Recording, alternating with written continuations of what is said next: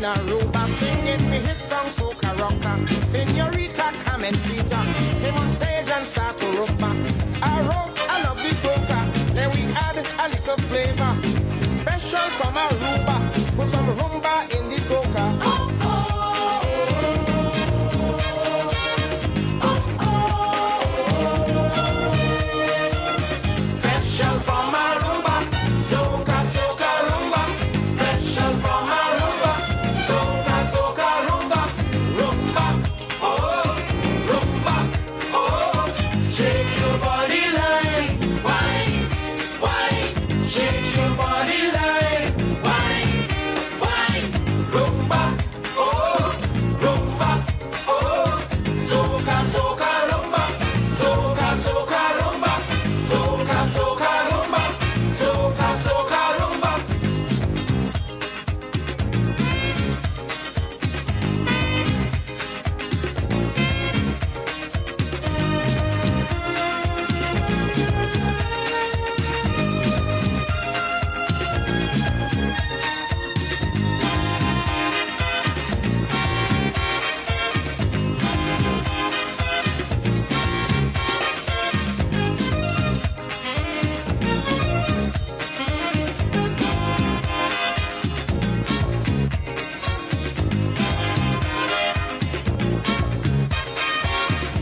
Come and see her now take over.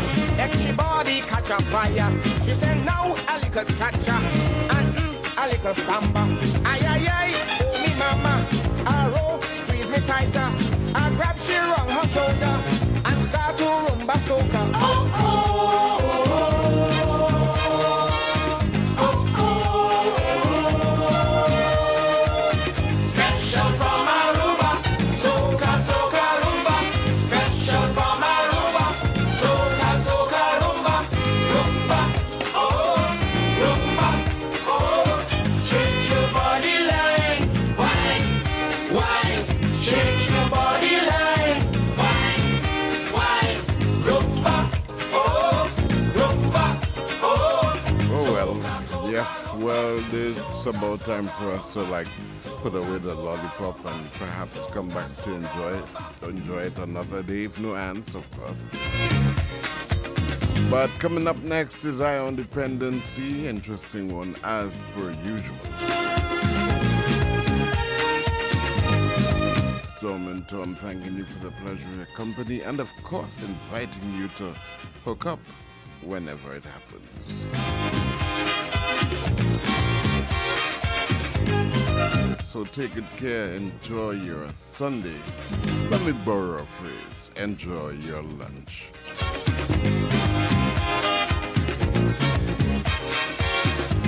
The audience on the floor, stamping their feet, balling for more. Everybody grab a partner. It was rumba and more rumba. And the back Eye on Dependency with Garth and Natasha. Reality radio, at its best, where every life is a biography. Sundays, at 10 a.m., and exclusively, on I-95.5 FM. And streamed live, on the Eye on Dependency Facebook page, and YouTube channel.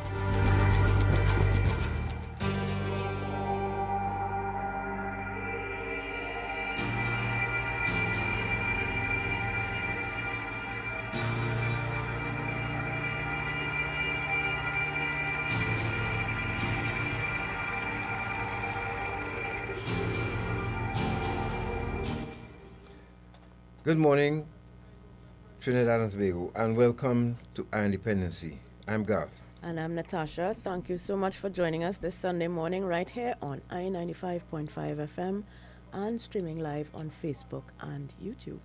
Today, we bring you part 3 of our series, Women in Recovery. And our guest is someone whose story takes us deep into the struggles many women face. Her name is Caroline James-Bowen, and incidentally, it's not the first time we're interviewing her. She was introduced to crack cocaine by her spiritual leader in the Baptist faith. And what followed was years of addiction, struggle, and ultimately healing. Caroline has now been clean for over 20 years, and today she works as a counselor at New Life Ministries Rehabilitation Center, helping others to find their way back. Her journey is one of betrayal, survival, faith, and recovery. So stay with us this morning. This conversation you don't want to miss. And we say that really, really from the heart this morning. We know there are parents out there who are actually watching their daughter especially slip and slide, and continue to go down. And you just don't know what to do. This morning, you may find an answer after we listen to Caroline. As well, to find that you will hear from her as well of how sometimes what it takes for us to accept and surrender. As step 3, I think it is, in the 12-step program, right? So, let's welcome Caroline. Caroline, good morning to you. Good morning, God. Good morning, Natasha. Good morning to Trinidad and Tobago. Welcome, and it's nice to be here on this program this morning to share, that journey of recovery and, starting to reach recovery, you have to go through that phase, which is addiction. Yes, and we were just chatting off air and about the horrors of yes. kind of things that people who have a substance use disorder go through. I mean, it is, when we look at when we see people on the street and we see them in the throes of addiction, we often, cast aspersions about them. But I think what people don't understand is that the addict, him or herself, is really suffering, is in pain, yes. and has to endure a lot of that in order to, come out on the other side. And yet people will ask the question, why you do not stop? Correct. I've heard that so many times. It's a very painful journey. But Caroline and I was just wondering, what was the reason? What was the reason that we had to go through that and survive? Because I survived with all my limbs, and we survived a lot. And I keep asking myself for what reason. But unfortunately for me, I will have to have a chat with God next time if He decides to bring me back. I'm not going through this again, Father. No. Because you see, there's a domino effect. Yes, it is. Reintegrating in society, meeting the right people who understand that they are few and far between in our country. Very few and far between. And I have a story to tell. We have a story to tell. So, Caroline, can you take us back to your early years? What was life like before drugs entered the picture? Okay, that is a good question I got. And I could remember as a child, growing up, my mother, I grew up with my mother being mother, dad, everything in one. I knew my dad when I was the age of 15. I get to know who my dad really was.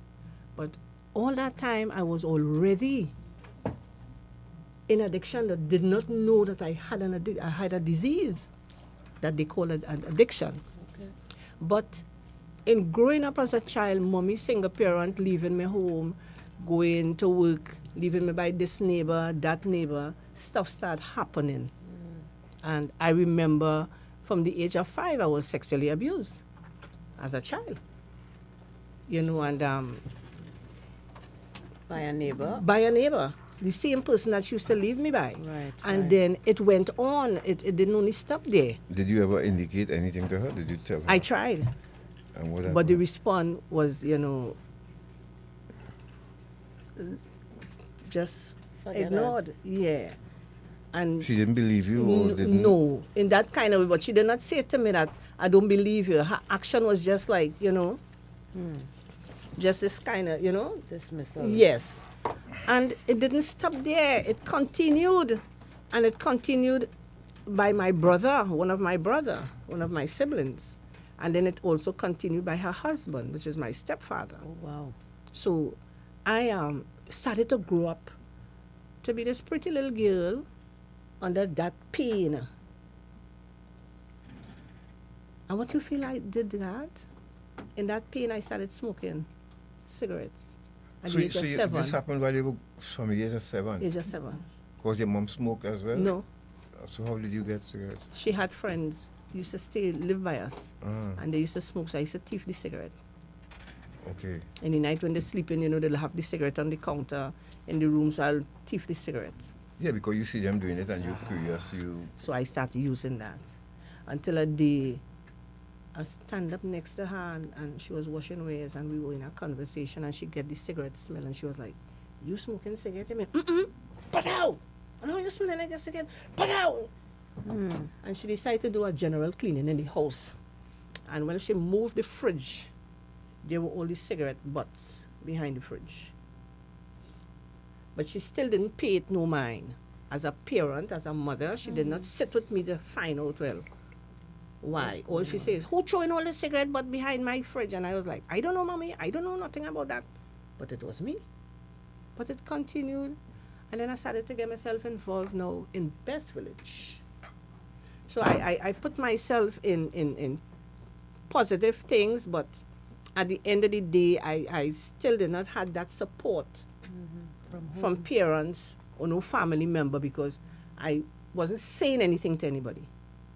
I keep it inside. And all this abuse happened right under her nose? Right under her nose. Did she know it was going on? I don't know because I have never said anything to her after. So you just accepted that? Because of the threats that was made by my brother and by my stepfather. So I just stay quiet because I didn't want nobody to. And my brother was this kind of guy. He was very ignorant, tall and strapped. He had this kind of bully attitude. So, you know, this kind of giant built and this little girl, how can I react to him? And resist that. So I started to, when 3 o'clock in the evening, I used to make up my mind, well, look, when I reach home, this is what's going to happen. So I started shifting out from school. Were you angry in school? Yes, did you get in a lot of fights? No, I was not that type of child. But how did you vent all of that? Just keep it here. I just had to shift away from school, breaking school, Bisham School, and going on the block. So when I was 9 years now, I started smoking weed. Gravitate from the cigarette. I using the cigarette at 7, and then I come here now and I start to use the weed at 9. So what I used to do now, I used to break Bisham School whole day. I will reach by the school with all my friends and my family who are growing up with. But when I reach by the school and everybody going in the compound, I run away. I'm going with one of my girlfriends. We used to go by this block in Couva and spend the whole day and get high. So I know I'm preparing for when I reach home at 3 o'clock what's going to take place. So I'm numbing my body. So when I reach home, I know my brother done home waiting. So he'll do what he have to do, but wow, talking about it, I'm still getting that smell. He had a high odor. So when he finished, I'll go and bathe.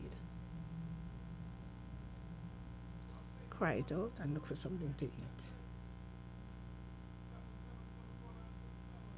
When she come from work in the evening, I don't sleep in. So what I could say to you. And she never, asked Paid you no if mind. you're okay, what's going on Paid with school. no mind. Nothing. Was he employed at the time? Yes, he had jobs, but he didn't grow up with us. I remember as a child, he didn't grow up with us. I know why I asked that, and later on I'll explain. Go ahead. And he came back into the family circle at the age of 18, I think. When you come from the orphanage, you leave the orphanage at what age? 18, 15, 16? 18, yeah. So he came back in our family at that age. Oh. He didn't grow up with us.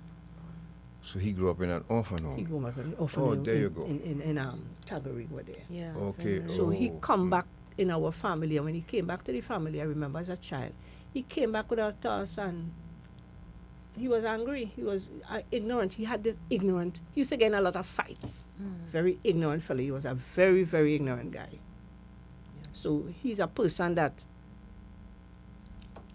if you tell him anything contrary, he cuff you down, pelt you down, he rush you. That kind of, he was a bad John. We said in those days they used to call them pageant. Yeah. He was a long time pageant. So people didn't used to mess with him too much. And I assume your mother probably had that kind of fear of him Yes. as well. Yes. You know, so that is how it really started out with me.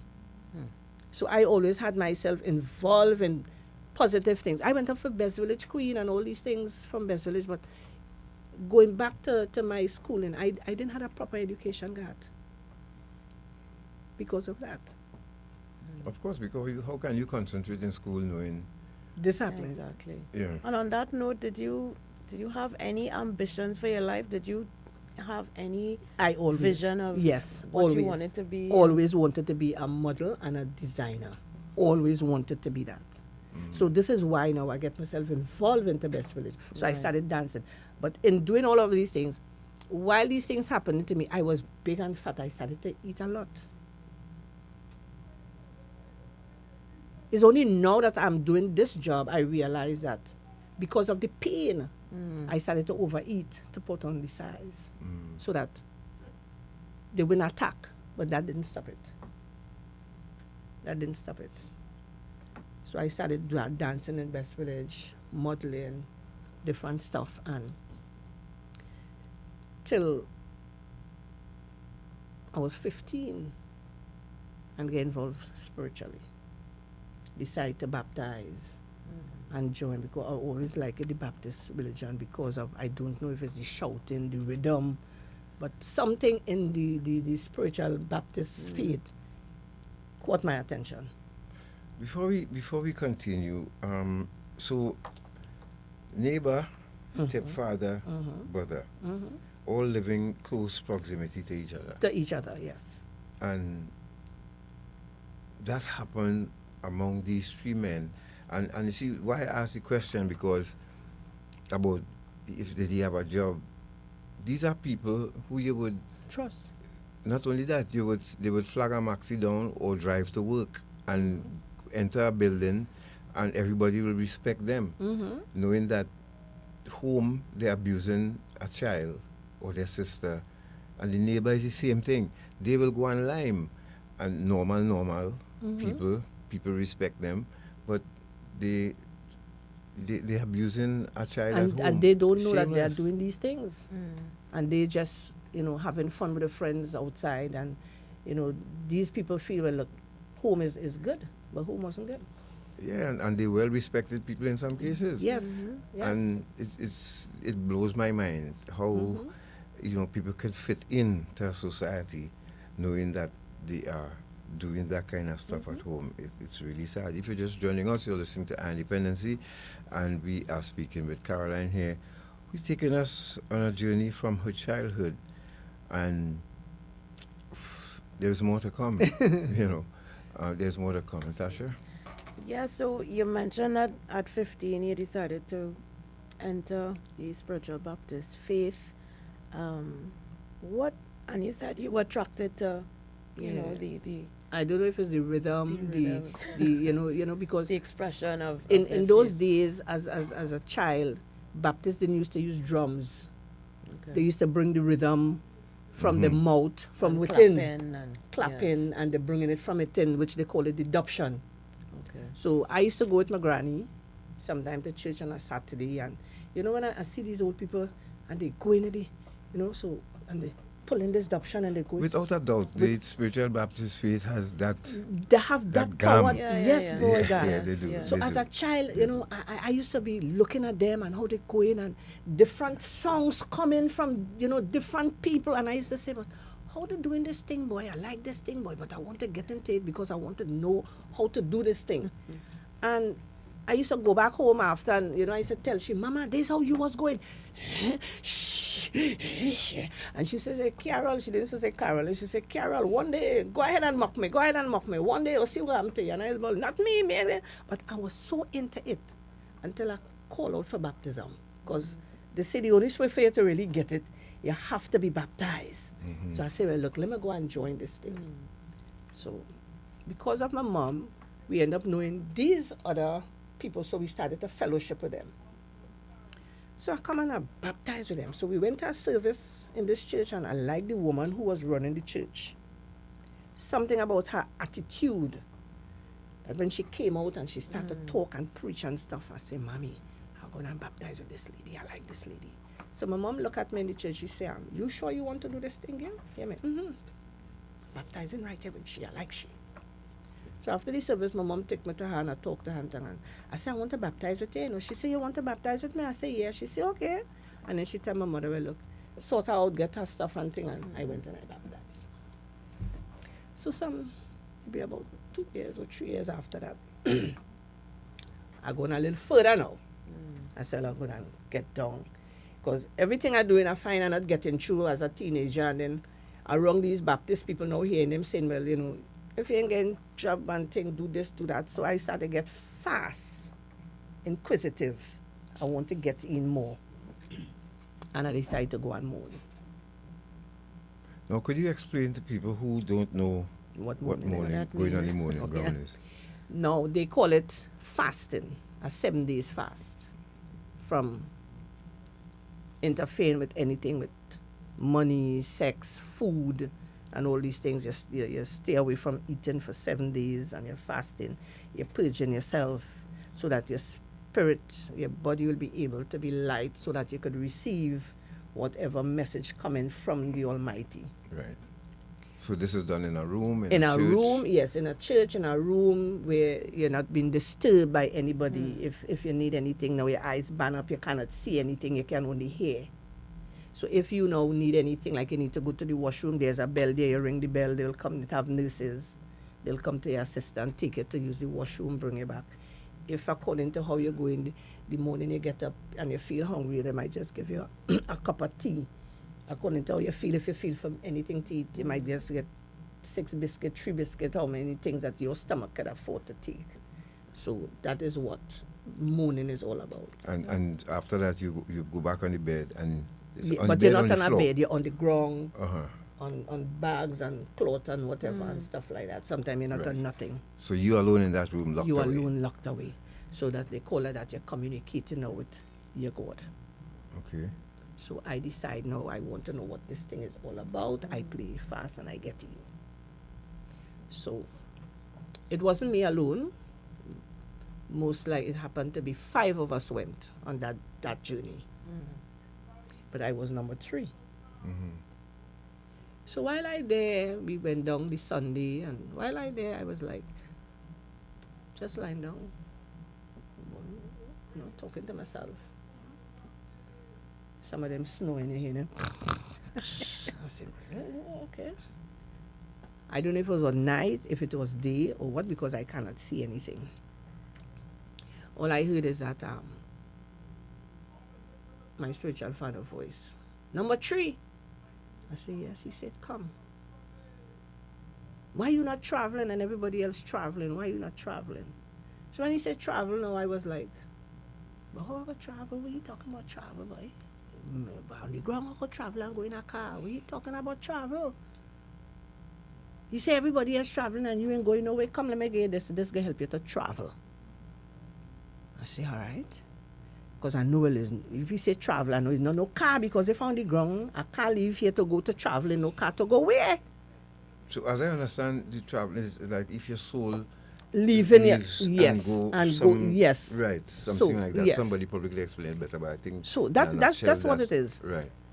So he picked me up from off the ground, and I don't know if he carried me in a room. I don't know which part of, because I can't see because my eyes bad. He said, hold this and take 3 pull. So I hold it and I take the 3 pull. So as I go to say, what is this? He said, shut your mouth. Don't say a word, because I don't want nobody to know I give you this. He said, come on, I'm going to put you back to lie down. I say, all right. But when I take the 3 pull, I realize it's not a cigarette. So this is the question I go to ask him. What is this? This is not a cigarette. So he said, shh. Nobody's to know I give you this. This is between you and I. I say, okay. So when I went back and lie down now, so I put my little hand on my chest and I lie down. But I find my body start to feel funny. I say, but this is not how I supposed to be feeling. Why am I feeling like this? And then I start to cold sweat. I said I get frightened because I feel like going on dead here now. How my whole body changed to how I was feeling before you give me this thing to smoke. But I can't say nothing because you tell me hush. You don't want nobody know you give me this. Because I trust you, you're my spiritual father, so I trust you, so I says nothing. And I lie down there. Until eventually I drop asleep. When I do drop asleep, well, I end up all over the place. Well, that's what they call it, and your body leave this year, but the spirit leave the body. I start to travel because that's what they call it. So I start to see I all over the place. I start to see this, I start to see that, all kind of things start to happen. But I stay with that secret, God, and Natasha, and I never said a word. And came off the ground. I spent 7 days on the ground. Come off the ground and still didn't say anything. Until I went home by him. But we wasn't living far. Because, long time people squatting. Some of my mom squat. They were squatting, so everybody house, in the area in Claxton Bay there. And we live in. So I went home by him a day. And just how we sitting in this room, he has his little personal spiritual room that people go into and stuff. Right. And I see him with a cigarette and this dollar money. And I was like, what are you doing there? So when he lights it and he hand me it and I pull again, I say, oh, this is what you give me when I was on the ground. What is this? Only to realize he telling me this is what they call crack cocaine. Don't let nobody know that I give you this. So it was black cigarette? Black cigarette. And after that, that was it with me. That was it day with me. Everything just started to go different. I start to look for this thing here now, God, because that feeling I get, I want back that same feeling. So all my little money I had put away or wherever, I started to take it and spend it to buy this thing. And that was my life right there. So that was the next question you were about to ask. How quickly did it take hold, and, what were the biggest struggles you face now going forward? Because now, you did better than me, because having smoke a black cigarette and be able to fall asleep, or go back and travel then. That's happened to me when I'm hungry, but not, how were you able to not crave for it then? And this is, I don't know if because I hold it as a secret and keep it stifled inside until when I came off the ground, so that I could have go back to him and really get to find out what it was. But all that time it was already done take effect while I was on the ground there, and I did not know. So when I come out and I go back by him and he come and give it to me again the second time, and I realize what it was, I don't get that craving. So the second time I get it, I was like, this is it. So the feeling I get the second time was the feeling that I wanted after that, because the way I felt the first time, it was scary. It was scary. And then it continued, and a lot of stuff, took place after that, because it's every day I used to go by him because he had access to it. But did you ever ask him, like, why are you giving me this? As a man of God, what how are you you have trying this in the to first place? accomplish here? Yes. I never really asked him that question to start with, because I don't know if it's because I trusted him as a spiritual father. Yeah.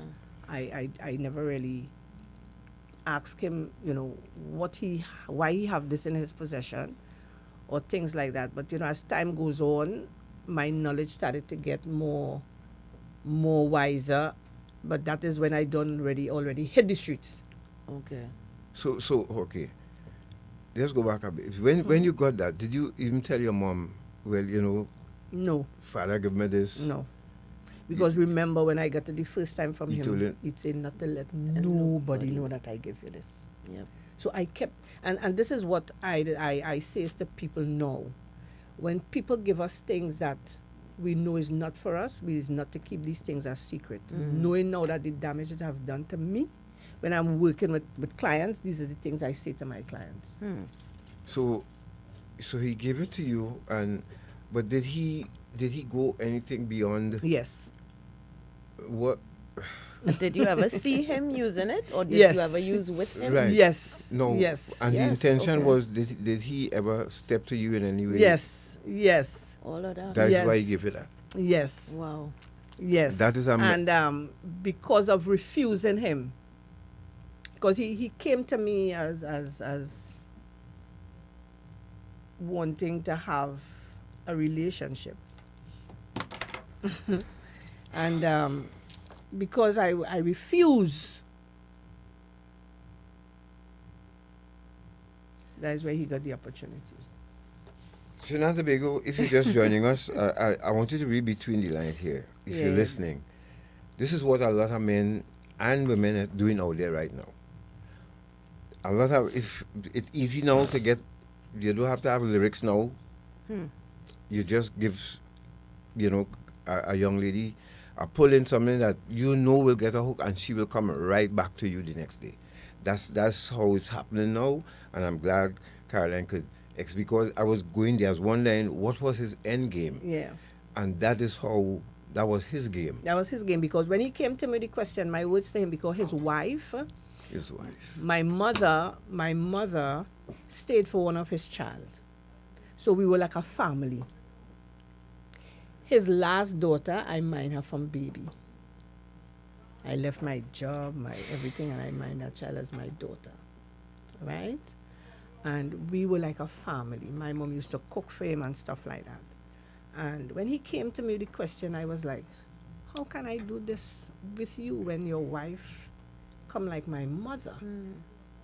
And, I say, how can I have that kind of relationship with you and you are my spiritual father? This cannot work.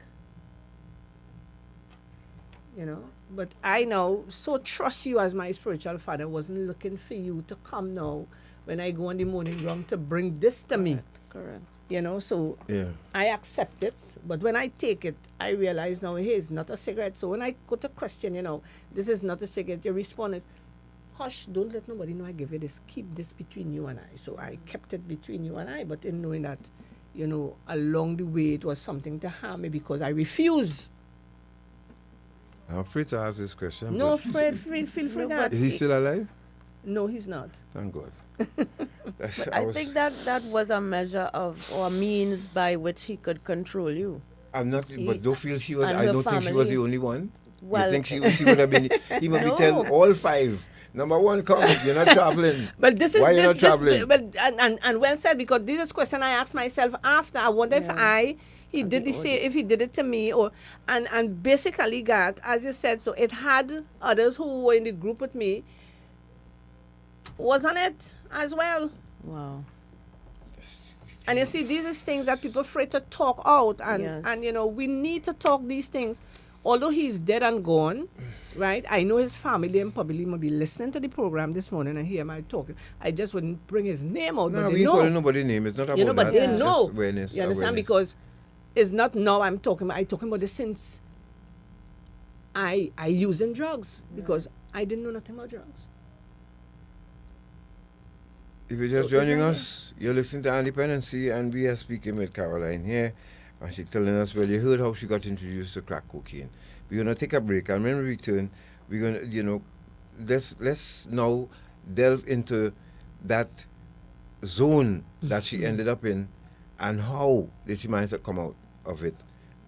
It turns out Caroline and I crossed paths in the fig patch in Kirep. You'll hear about that when we return. That fig patch in Kirep was most notorious. Suzando Steel Orchestra was.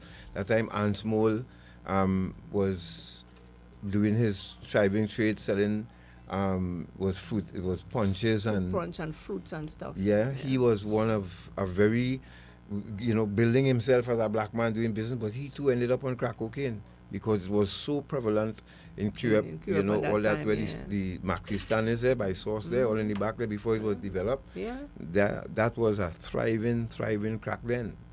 Let's go to a break. We'll be back.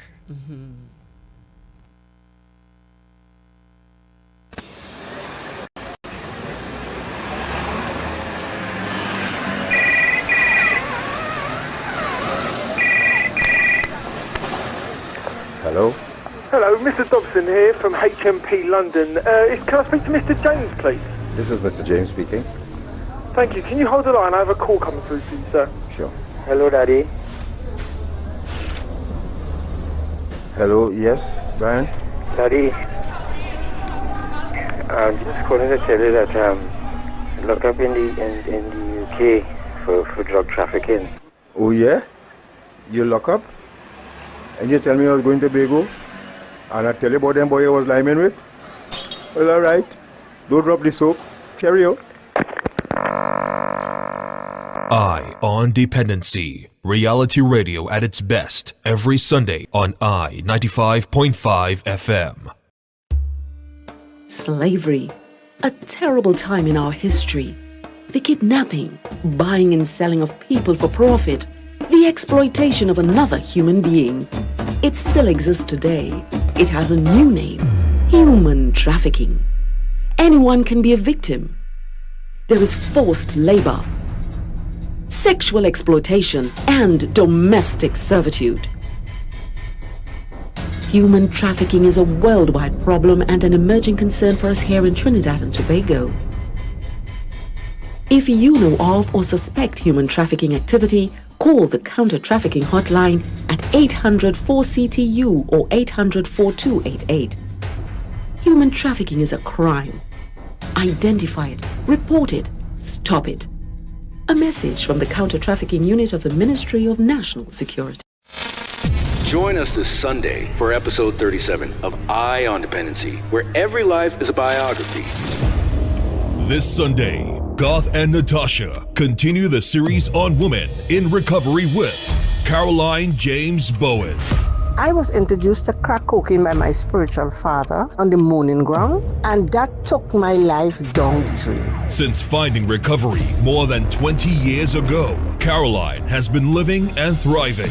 Today, she helps others as a counselor at the premier drug rehabilitation facility in the country, New Life Ministries. Her story is one of faith, betrayal, resilience, and healing, and a reminder of how deeply addiction can cut and how powerful recovery can be. Listen live from 10 a.m. on I-95.5 FM or watch live on the Eye on Dependency Facebook page or YouTube channel. The Counter-Trafficking Unit, Ministry of Homeland Security brings you Eye on Dependency. We don't just share stories, we change lives.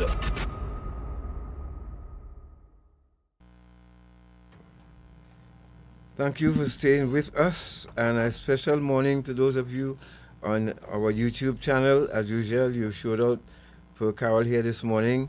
Yes, and a lot of greetings. A lot of people seem to know who Carol is. and you have some friends listening out in the UK as well. Yes. Yes. Desian Belroof, thank you for joining us. Out here from the United Kingdom, Carol, Kelly and Daniel, Rosemary as usual from Brooklyn, Rosemary from Toronto, Catherine, Patricia, is calling all cars here this morning.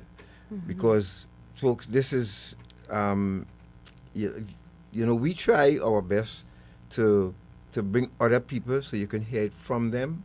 Yeah. And this is, so Carol, here's the thing now. We know the progression of a crack cocaine addiction. How quickly did yours progress? Mine progressed very, very quickly. In less than a month, I was already on the streets. Started staying from home, hiding. I remember coming to Curep at night with a friend of mine, well dressed in a baby lemon pantsuit. And we were drinking by Bobby's Bar. And I remember telling my friend, I'm coming back just now. And went and talked to a guy and asked him where the block is in Curep. And was taken straight to Sesame Street, to the fig patch. Right. And I sit there on a culvert while the guy go to get his stuff and come back. bust my shot, and as I bust my shot and I get up, I hear him say, "Oh my God, look at your pants." But I did not know it had the paint, the culbut with this black tar. And I sit on it, and when I get up, my whole pants in this black tar. I couldn't go back to the bar and meet my friend. So my excuse was my clothes was dirty and I couldn't come to the front line, so I stayed in the back and pipe until morning break. And God, I never leave Curep after that. You never leave? Never leave Curep after that. That night, with that, I stay right there.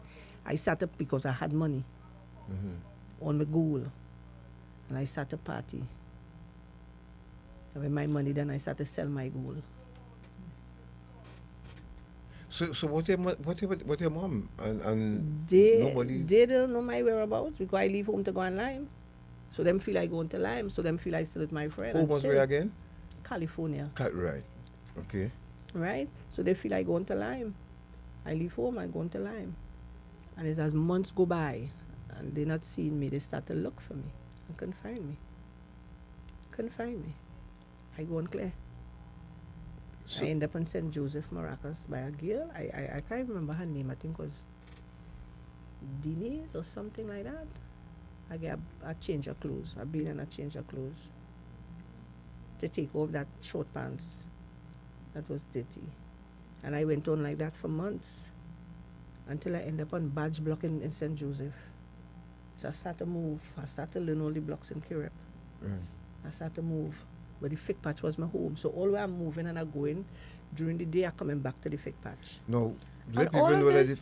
Go ahead. No, I'm just saying, all of this behavior that was very foreign to you, this is the first time you are actively using, actively, on the street searching for this drug. It is all based on that craving that you have. That craving that to I get had. this To get drug. back that same high, that feeling that I got the first time. That was the feeling I've been looking for and never get it back. Did you ever try to go back to him to see if you could get some, at least money or even more crack? Oh, my spiritual father? Yeah. No, I didn't even want to see that man again, God. I started to build a sort of hatred and anger because in my mind, I know he destroyed my life.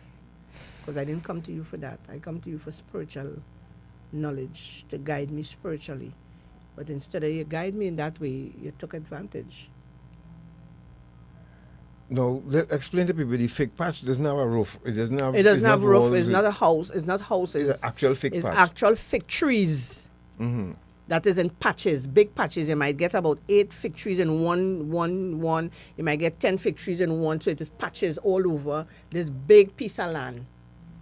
So what we used to do now, we used to, when the trees close, so we used to put the branches on top of branches, and then we'll spread plastic, and then we put old galvanized and put stick to hold it up. So if rain falling, we inside. We make a little hole like I'm inside with mattress and all these kind of thing on the ground. Sometimes you have no mattress, you have cardboard. God, I remember spending months in one suit of clothes and not bathing. God. But you ended up in prison at one point. Yes. How many? I know you can't tell us all the times and explain, but how many times you made I've trips? been to prison maybe about 7 times, 6 to 7 times. The first time, what happened? The first time I get caught, I was on the cover block, and I get caught with, I think, 4 or 5 originals. Just come from buying to bring for the pusher, because I used to run the blocks in Central. Right? And one guy realized that I was going and wanted me to rob the pushers them the money. And when I say no, I'm not going, I go and get the people's stuff and come back. He went and sell me out. Tell the police where I go and when I come in. He was the lookout for the police. So as I come in, he call the police. Because I was riding a bike. So as I pull up, I reach by the block already just to swing in the gap to go in. And as I pull up, the police then block me on the road with a car. And find the 5 originals in my pouch and a pouch. When you say original, what? Original is the cocaine blocks. Right. Blocks. That you would eventually... They call it originals, blocks. Right. Blocks of cocaine. And they asking me, we know it's not yours, tell us who it is. And I was like, no, it's mine. They said, no, your story, you lie, tell us. I said, no, I'm not lying, officer, it's mine. Well, okay, since you don't want to tell us who it is, We're going to lock you up. I said, all right, jail didn't make the right fig. Let's go. Well, all that time, God, I already gone clear. Yeah, but you hardened it by then. By then, you know what I mean? Something like that. All that time, you know what I mean? Because for the number of years I spent on the streets, God, I learned all the different stages of the drugs. Right. You understand? So I reached at that level now. I run in 3 blocks in Couva. Were there any other women who, Yes. in that first stint in Kirab, were there other women who were in the fig patch with you? Yes, but they were more advanced than me. I was learning from them because remember, I now come into the fig patch. Yeah. So in coming into the fig patch, I was abused a lot too by men. I was abused a lot too by the women. Women too? Yeah. I'm not ashamed to say that, God. I didn't reach the level of selling drugs and stuff and running blocks of people just like that. I was abused as well while I was in the fig patch between men and women. Yeah. So how does that happen? We do it before a hit or after a hit? You start Before the hit, after the hit. Whenever. Because when you crash and you don't have and you won't get Mm-hmm. and you can't get, you're doing anything. People just come and make people feel well. You know what I mean? They support the drug habit, and supporting the drug habit was nice. Got you doing anything and everything to get because you're crashing and nothing. So I do anything and everything to support my habit. God, I'm not pretending nothing here for you this morning. And it wasn't an easy thing because there's advantage. A man pull in a corner, come handle my stories, I fix it here, thing. And when you don't handle these stories, it's nothing, God. Yeah. It's I've nothing. seen that happen to women before, yeah. Same thing with women too. Italian woman pull me to handle the stories, and because I tell them no, I not under, you know, my cough and kick I get. I don't feel I can fight back, but remember now come I know who's who. So you know what I mean. I struggling here. So it had men who would come to buy, or the pushers, or who would actually anybody pushers, men who come to buy, men who ain't buying, just want the handlements. Right. You understand? And stuff like that till I end up meeting a teacher at night from UE.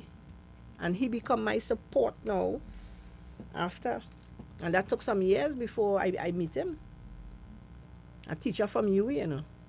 Pick me up in Kirab Junction at night and carry me in UE, in the office in UE. Yeah. And? Handle these stories and I get 200.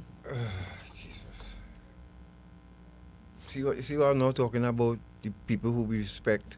And the next day he will go and stand in front of class. This is what I just tell people, and this is what people doesn't like me for, God. I just talk it the way it happened with me. I don't know what happened with you. Yeah. I can only talk what happened with me. Correct. You understand? And by it happening with me, I just let you know, hey, when you're talking with me now that I'm in recovery, you have to know what you're saying to me because I know what drugs did with me. Yeah. And drugs does make the richest man go to his knees. Because who will believe I'm sitting here and tell people that I went up for Best Village Queen, I went up for Miss World, I went up for Miss Mapland, I even went up for Carnival Queen. It have what I win, it have what I didn't win. And all these shows I went up for, God, St. Clair and Natasha, I went up high like a kite. Every one of them. Wow. Every one of them high like a kite.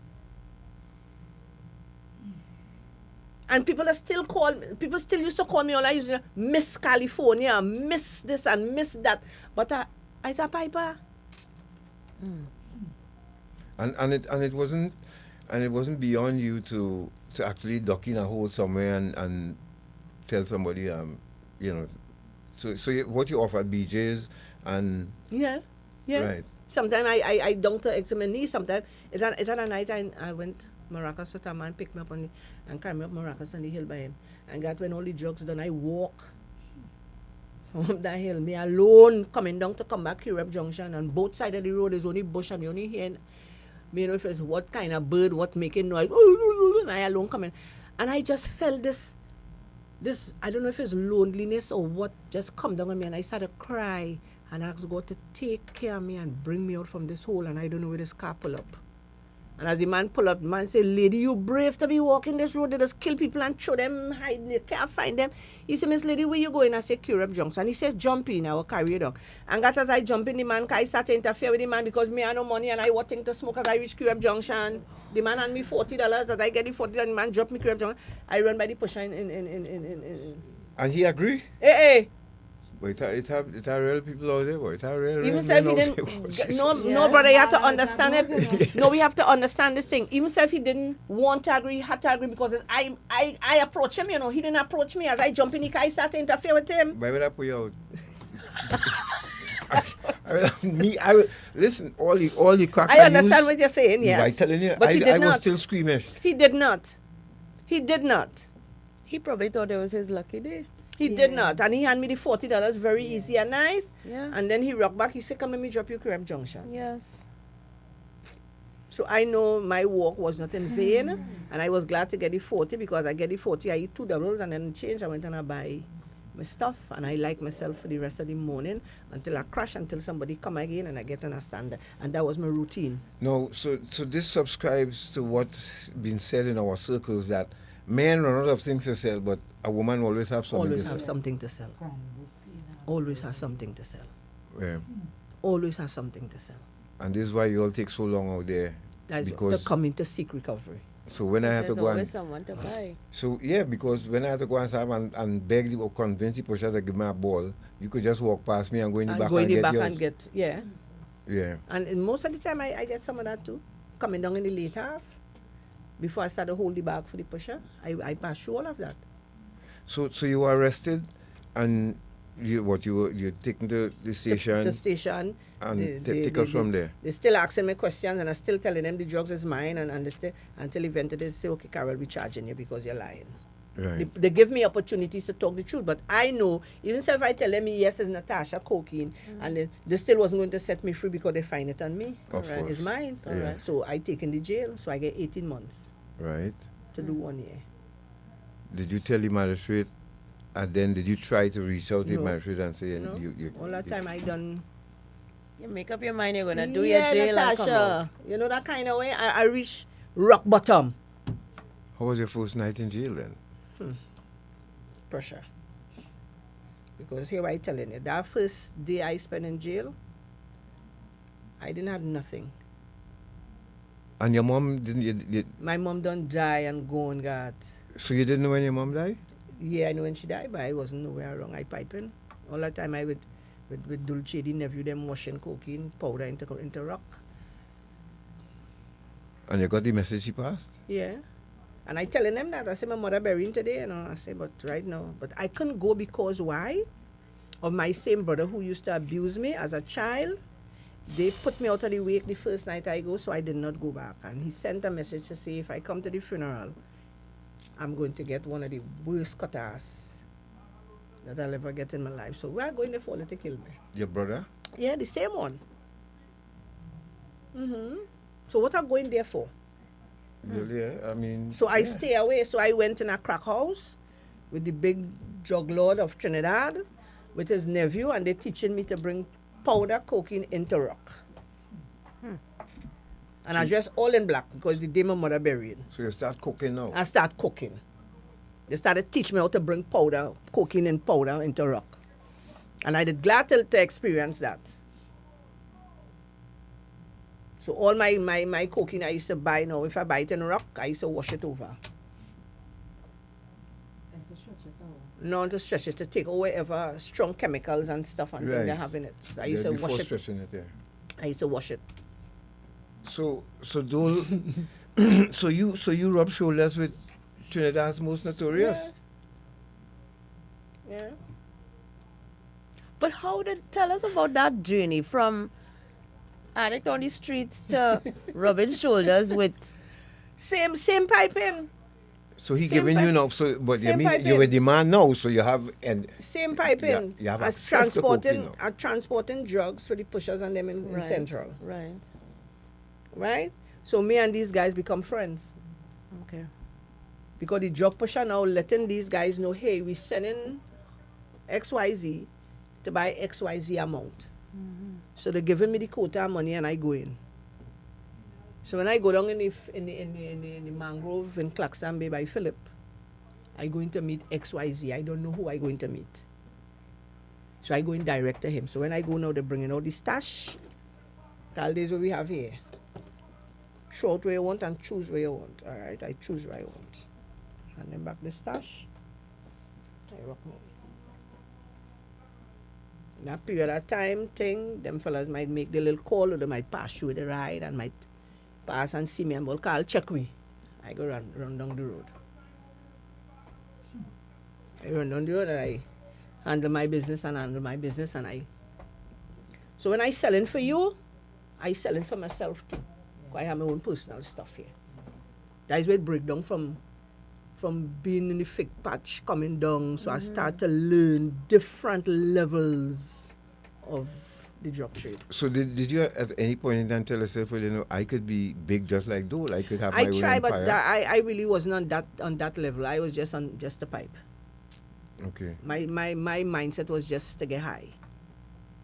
I wasn't studying to get big like them fellas and them. Right. I was just if God come and God was something to rub God. You what? To rub God. Yeah, I need to rub people. You used to rub people too? Oh God, bye. Caroline, in case you're just joining us, you're listening to Eye on Dependency, and we are hearing a testimony this morning from Caroline James-Bowen. How you used to rub people, Carol? I mean God. And you know you come in on the block to buy drugs to smoke and you don't want your wife and your boss and your neighbor them to know you're piping? Yeah. I's a runner. I's your runner. Okay. I go in fit for you and I put in a nice little corner where nobody can interfere with you. You have to trust me. So when I get you to trust me, I have your money. I have your money.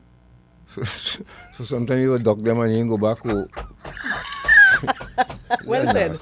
Well said. Well said. Duck you. And how I ducking you now? Anytime I find you playing, you're smart for me now. And you want to give me the money.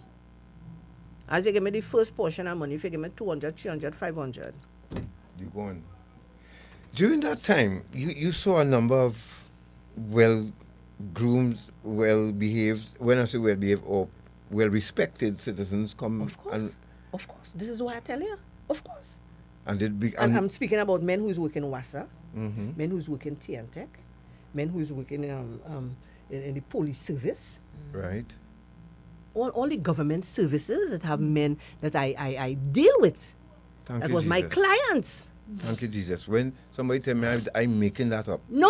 I The first place it started with me was in Green Street in Tunapuna, you know, by Berrybo. May his soul rest in peace. That was my first teacher after leaving the fake patch, Berrybo, in Green Street, Tunapuna. The first place I was a man come with the, me know if he get a back pay or if it's his salary. But as the man bust the first shot got, he dive under the table and handed me the envelope from under the table here. Look, they're coming for me. Hold this. And Barry in our next room waiting to hear me say the word. And as he handed me the envelope, I was out the road. Out the room leaving here under the table and the table shaking. So and he only ball, they're coming for me. Look, they're coming for me. I said, coming for you, all right. I don't have it here. I say, aha. Barry say, okay, let's go. Pam, pam, pam. We gone and leave here under the table. With all his money? With all the money got. 1,500 is there I started from. Caroline, do you think in this journey,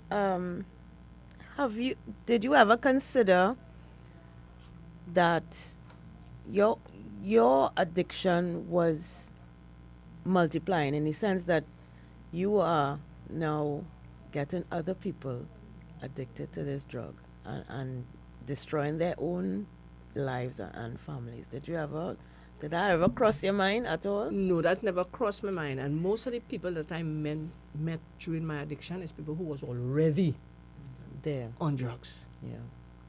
Or selling it. They were already into it. Yeah. But just they were masking it. These men and them that was in positions, they were already using, but they were masking it. Yeah. You were just facilitating. Let me just put in decline. this here before we proceed with Carol. I keep telling people again, I was part of the defense force. I was part of the regiment. I saw what happened. The only thing I didn't steal were weapons, arms and ammunition. Any police officer, any soldier, any fireman, any public servant hooked on crack cocaine, especially, or gambling, will steal from their place of employment. They will steal from their colleagues. They will steal. Without a doubt. And people, they try to keep it because, there's a pride in everything with people. Yeah. So they will keep it in. If you're working in a bank or credit union and you have a client or an employee hooked on crack cocaine or gambling, they will steal from the bank or credit union without a doubt. I can guarantee you that. So thank you for endorsing, because I've been saying it for years, and people think it's a joke. It is not a joke. They will steal from you. I stole my colleague bracelet and helped him look for it. Hey, I steal a man money too and help him look for it too. Yeah. That. If you see me looking at a touchlight, I'm all, come, let me go back, all which part you was. And quarreling more than he too. Money in my crotch.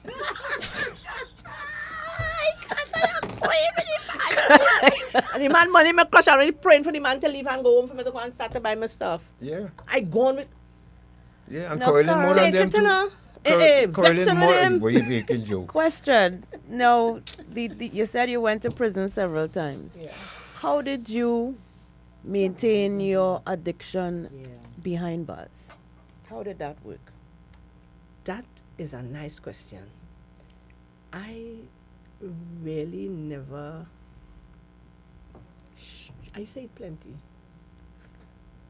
Back to the food. Back to the food. I used to smuggle the bread in my bra. They teach me that today, how to carry in the bread, because I didn't have visits. Right. So I was an underdog. Right. Yes. And people like me who didn't used to get visits, they call us underdogs. So I was an underdog in prison.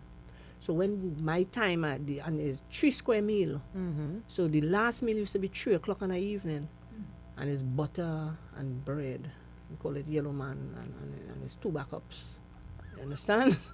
Yellow Man and it's 2 backups with the Kool-Aid juice. Right. You understand? So I used to take out the pet from the bread and put the butter in the bread and flatten it flat, and get it under my bra. So it will be under the breast, so it wouldn't bulge up to see. And I used to carry in 2 of that. So when 7 o'clock, 8 o'clock in the night I feel hungry, I eat that and drink some water. And when I get my first visit, I get 6 bags, and them 6 bags last me until my jail term. So I know I don't have a next visit yet. Did you meet any other addicts in there? A lot of them. But they were never my friends. Because they always feel, well, they're better than me. Or they always feel, well, I taken away the man from them or something. But I didn't used to be on the man. I used to be on the man money or on the man drugs. Right. I didn't have time for that. So you would have been familiar with them on the outside? Yes. Okay. But in doing all of that, I end up getting pregnant in that process. Really? Yeah. My daughter is a drug baby. Yeah. My baby girl is a drug baby. How old is she now? She's 31. Did she ever try it? She's smoking weed. She's on weed. Although I try to, I wouldn't sit here and play that she's this best. She's on weed. She smoke her weed. And I just let her know. I say, you have to remember that you have this thing in your blood. Her blood. I say, so, I had to know what it is. But at the end of the day, I could only talk much, and try to keep my eye close on her to make sure I just look for the signs, but when I get pregnant, her father, and, I thank God for him, he knew all the men and them that was sick. And when I say sick, I mean people with HIV and all the STDs and STIs. So he had a way he didn't used to show how much he cared about me. But he had a time, he used to, certain times, if he see me with God, he'll come, and God go on and be done pipe and thing, he will, do not with he's sick, no way doing, don't go and do thing, I ain't playing that, don't go and play again, sex and thing, because you get you sick. No, but did you ever pick up an STD? No. You were really fortunate. No. Never. Wow. Because you see, God, I've been honest here with you. Most of the guys that I used to deal with, most of them always wanted BG. Okay. And that is why I used to get plenty of advantage taken on me because I wasn't good on it. Oh. I couldn't do it good. I used to try and fail. No, but I've been honest with you. I used to try and fail. You have a mark on your forehead there. You told me. A man come to rub me on the block. I used to, well, I tell you, I hold in the bag, and he come to rub me, and when I feel his money, he hand me his gazette paper. And as he go to run off, I scramble him from behind and slam him on a wall. And I start slamming him on the wall, and when he realized, well, he can't get away from me. He said, nah, you feel use more man than me, and hit my piece of wood he had in his hand here. So, that lash I get, my head started to feel dizzy, and I let him go, and that's how we get away. But he didn't last long because my boys and them. But you encountered a lot of physical abuse as well, because you were pushed off a building, I think. Yes, 3 feet high. And to leave me, there's these 2 scars I remain with that, and this year, so often I just get this pain. 3 stories, you mean? Yeah, yeah. In the height, and when I went to the doctor, after I get in recovery, it started to affect me. Because while I using, you ain't feeling no pain because, drugs just numb you. So when I come and get clean now, and I started to put on the weight, that's when the pain I started to feel this pain, and the way I started feeling the pain as though like I'm not breathing properly. So it started to get me scared. So when I go to the doctor and I explained to the doctor said because of the fall, the impact as I land on my 2 feet, the bottom part of my body went up and squeezed the rib cage. So often I just have that problem here. But other than that, if you're just joining us, you're listening. I am. If you're just joining us, you're listening to Dependency, and we are speaking with Caroline, who is taking us on a remarkable journey here this morning of her life. Every time, we hit one mark, we always feel, well, now we hearing something this morning that, making, and afterwards now, we come to the part where she's now a counselor at New Life Ministries, and you'll hear about New Life Ministries and what they have to offer, and get your child, son or daughter, an opportunity once again to turn their life around, because the longer they stay out there, like now, Caroline, before we talk about out there now, how many times you said you went to prison? About 7 times? 7 times, and how many in between? Did no time a magistrate ever ask you, or did anybody say you have a drug problem and you need help, or as a woman? Yeah, once a magistrate in Cuba, send me they hold me and they send me back home. She said, I get to understand you have a baby. I said, yes, Your Honor. She said, okay, I'll send you home to go and do a rehabilitation program and see about your baby. I said, yes, Your Honor. And as I leave the court and I reach outside, I started begging people right by the court for money and going back and pipe. I didn't even go and see my child. I went right back and pipe God. And it didn't take me long after that, about 6 months after that, I get locked up again. You went back and when you see magistrate? Yeah. And this time she said, send me back up again, and that was in 2004. And when I get that jail in 2004, I get 9 months to do 4.5. And in doing the 4.5, they had this emancipation show coming up. And I sat down in my cell the day, and I was like, go in the show, boy. I said, because you ain't have no money, you ain't have nobody to support you, you ain't have no support system on the free will, you have no prison officer ain't good, and and thing.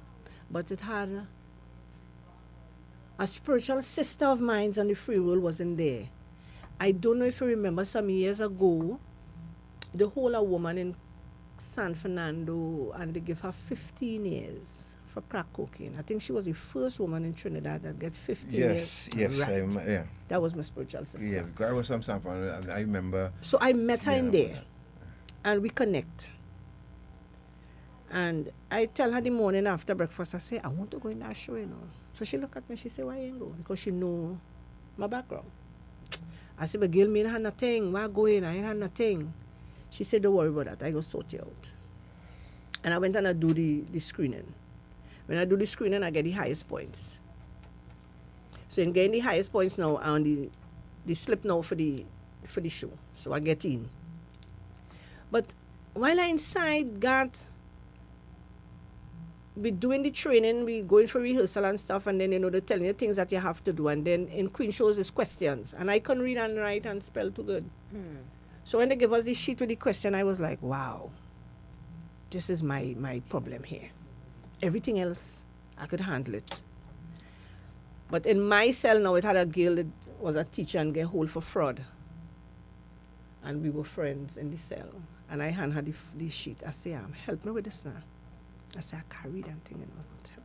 She say, okay, so here what? She say, I will read out the question for you and you answer it how you want and I will write it down for you.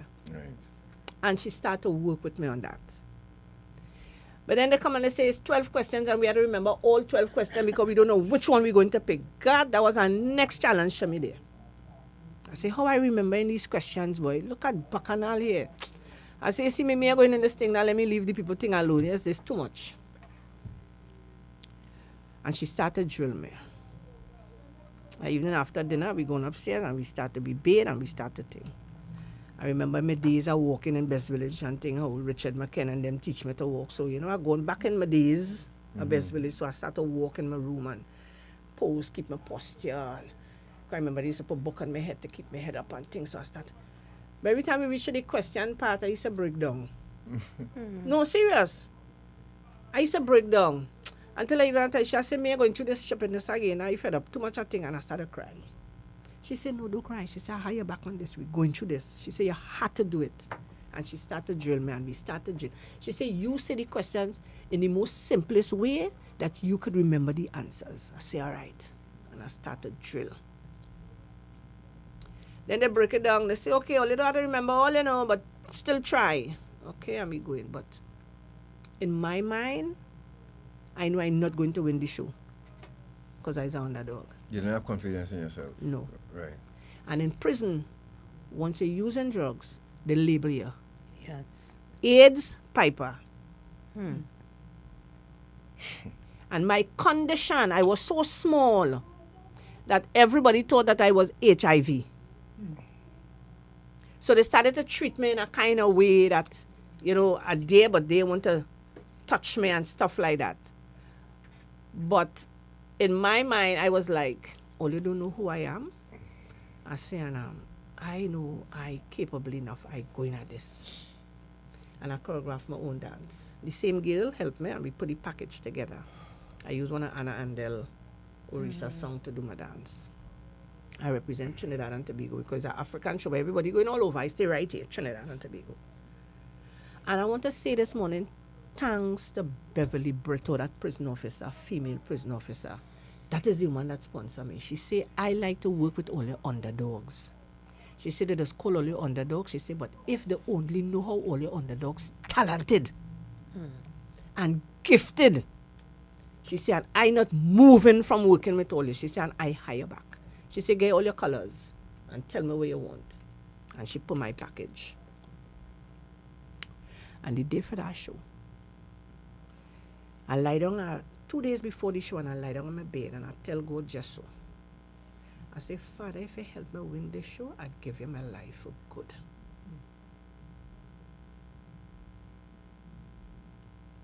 And when I say that, I watch up in the ceiling.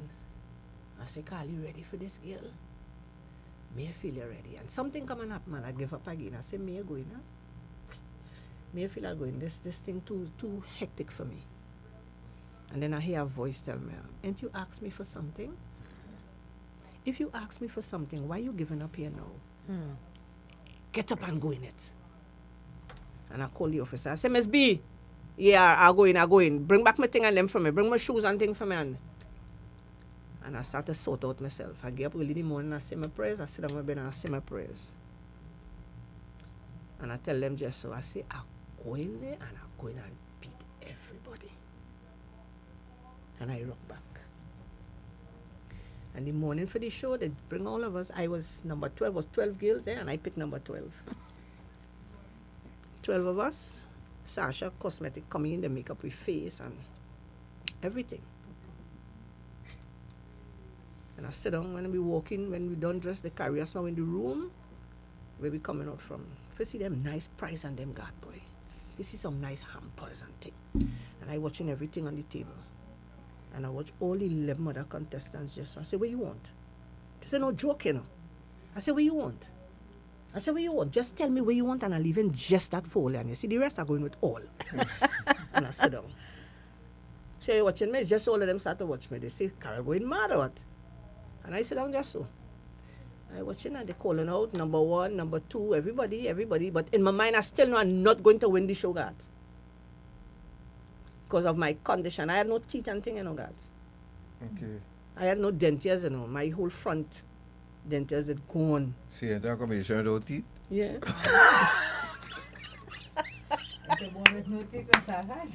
Look, my Saka catches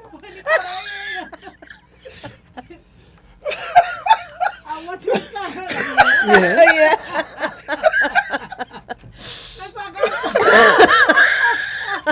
Oh my God. So that's part of why I wasn't confident. This is what I'm not going to tell you because I know I couldn't win the show because I have no teeth. You ever see any woman in Trinidad and Tobago go up for a queen show and win a show without teeth, Mr. God? I see first.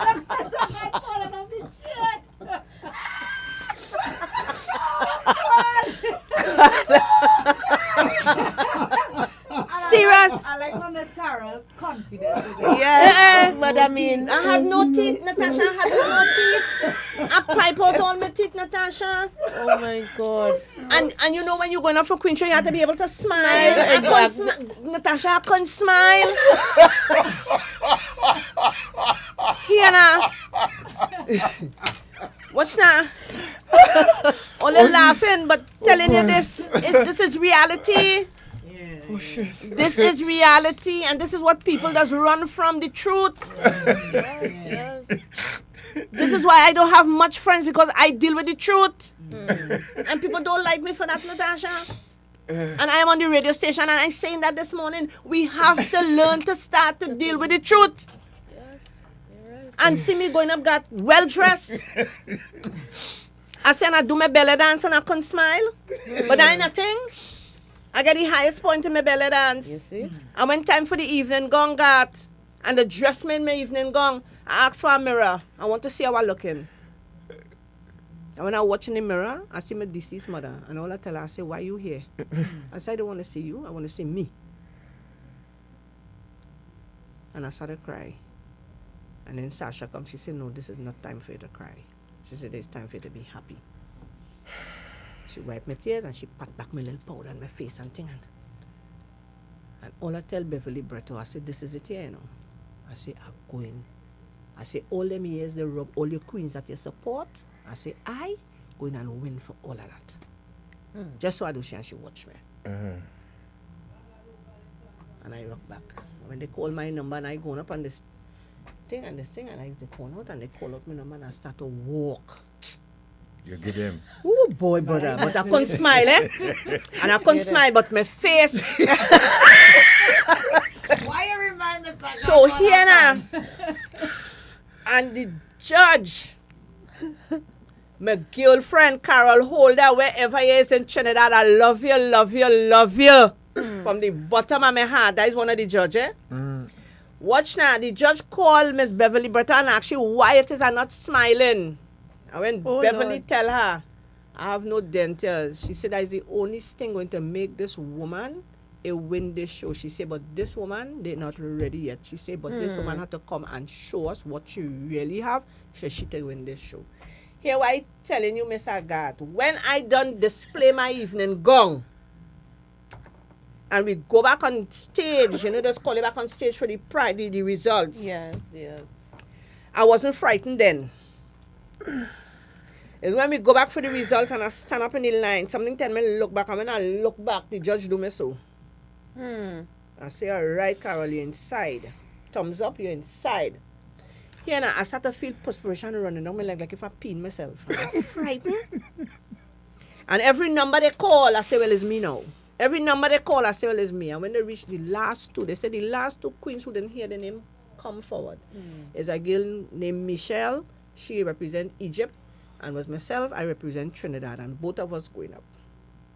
She's smiling, I watching, she just so.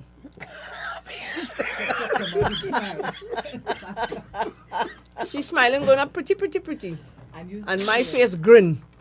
I serious because I know I can't smile. But I know I can't win the show. I don't settle for coming second. Stop there with that. Don't play with that higher power that they talk about, Mr. Gat. When they call, they say coming second with 294 points is Miss Egypt, and winning Women's Prison 2000 for Emancipation, Miss Trinidad and Tobago, Miss Carol James. What's now? Smile then. I seal my lip tight.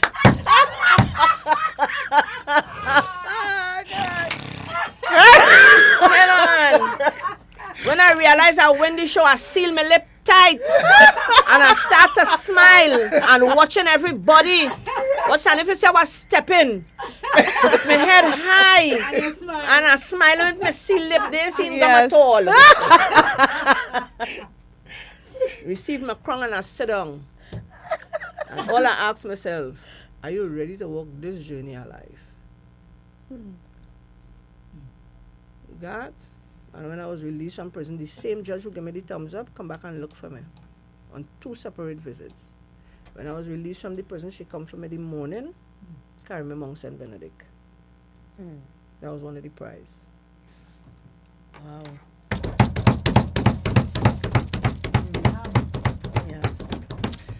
If you're just joining us, it is not comedy hour here. It is Iron Dependency. And if you missed this, you need to go back to us when we finish and get this from the start. I saw Natasha Bowen, but we're smiling from ear to ear because she's the one who told us, hey, you need to be Natasha. That was my teacher in UE. Good soul, good lady. And next lady I want to shout out who really mentioned something to me in UWI in my first course I did in UWI, basic counseling. I reached in the school 3 o'clock in the evening and the course started 5 o'clock. Just to let that teacher know that I can't read and spell properly. And I know they just call out work. And I cannot spell, I have problems. You know when I tell that woman that what was her response to me? Little girl go and sit down in a corner. When I finish with you, you'll be a UWI student. And I looking at her and I wonder if this woman understand what it is I say, boy. Like she didn't understand me. So when I reached home, I was telling my husband. He said, well, she tell you that she know what she's saying. God and Natasha. When I cross the stage at UE and win that award from UE for long life learning, God, here I telling all you this morning. Tears. Yeah. Because I and all didn't believe that I could go back to school and achieve. Nothing is impossible. Nothing is impossible. You could win a queen competition without teeth. You could do anything. Imagine it's a queen show. A queen show led her to recovery. Yes. That is the that amazing woman part. that really used that word to me and it come to pass. Yes. I want to shout out, boy, Clarine Burgess, boy. That woman like a mother to me. That woman see me go through UE, you know, and finish. She, Natasha Stowe, and Natasha Bowen. See those these people. I tell you, when I tell Natasha Bowen, I say Natasha Stowe, I say, Miss, I can't stay here and finish this course. I go in. She say, you want me come down the road and take off my belt off my waist and between. She say, Carol, you stay right here and finish this course. You listen to Our Dependency, folks. We're going to take a break, and when we return, Carol, now, I know you will not forgive us if we even take some calls for Carol this morning. So we have a lot to share with you from what the police done and the counter-trafficking unit. We have a lot to cover, and we want to get all of that in. So let's go to this quick break, and when we return, Carol will tell us now about her role as counsellor at New Life Ministries, that premier drug rehabilitation facility in Trinidad and Tobago. Beverly Mawson is listening this morning. Beverly Yeah, says hello. Miss Beverly morning. Yes, and trust me, the YouTube family as usual came out for you this morning, Carl. Trust me, you have everybody here. Yeah, thanks. Yeah, thanks. I have it in my bag. And Yeah, I have it in my bag. so let's go to a break, and we'll come back with I can use the Carol. washroom before we come back and go to the break? Yeah, Of yes, course. Carol. We're going to come in the washroom. Yes, we'll do. All right, yeah. We'll be back. All right, so short man, let's go to a break, and we'll return right.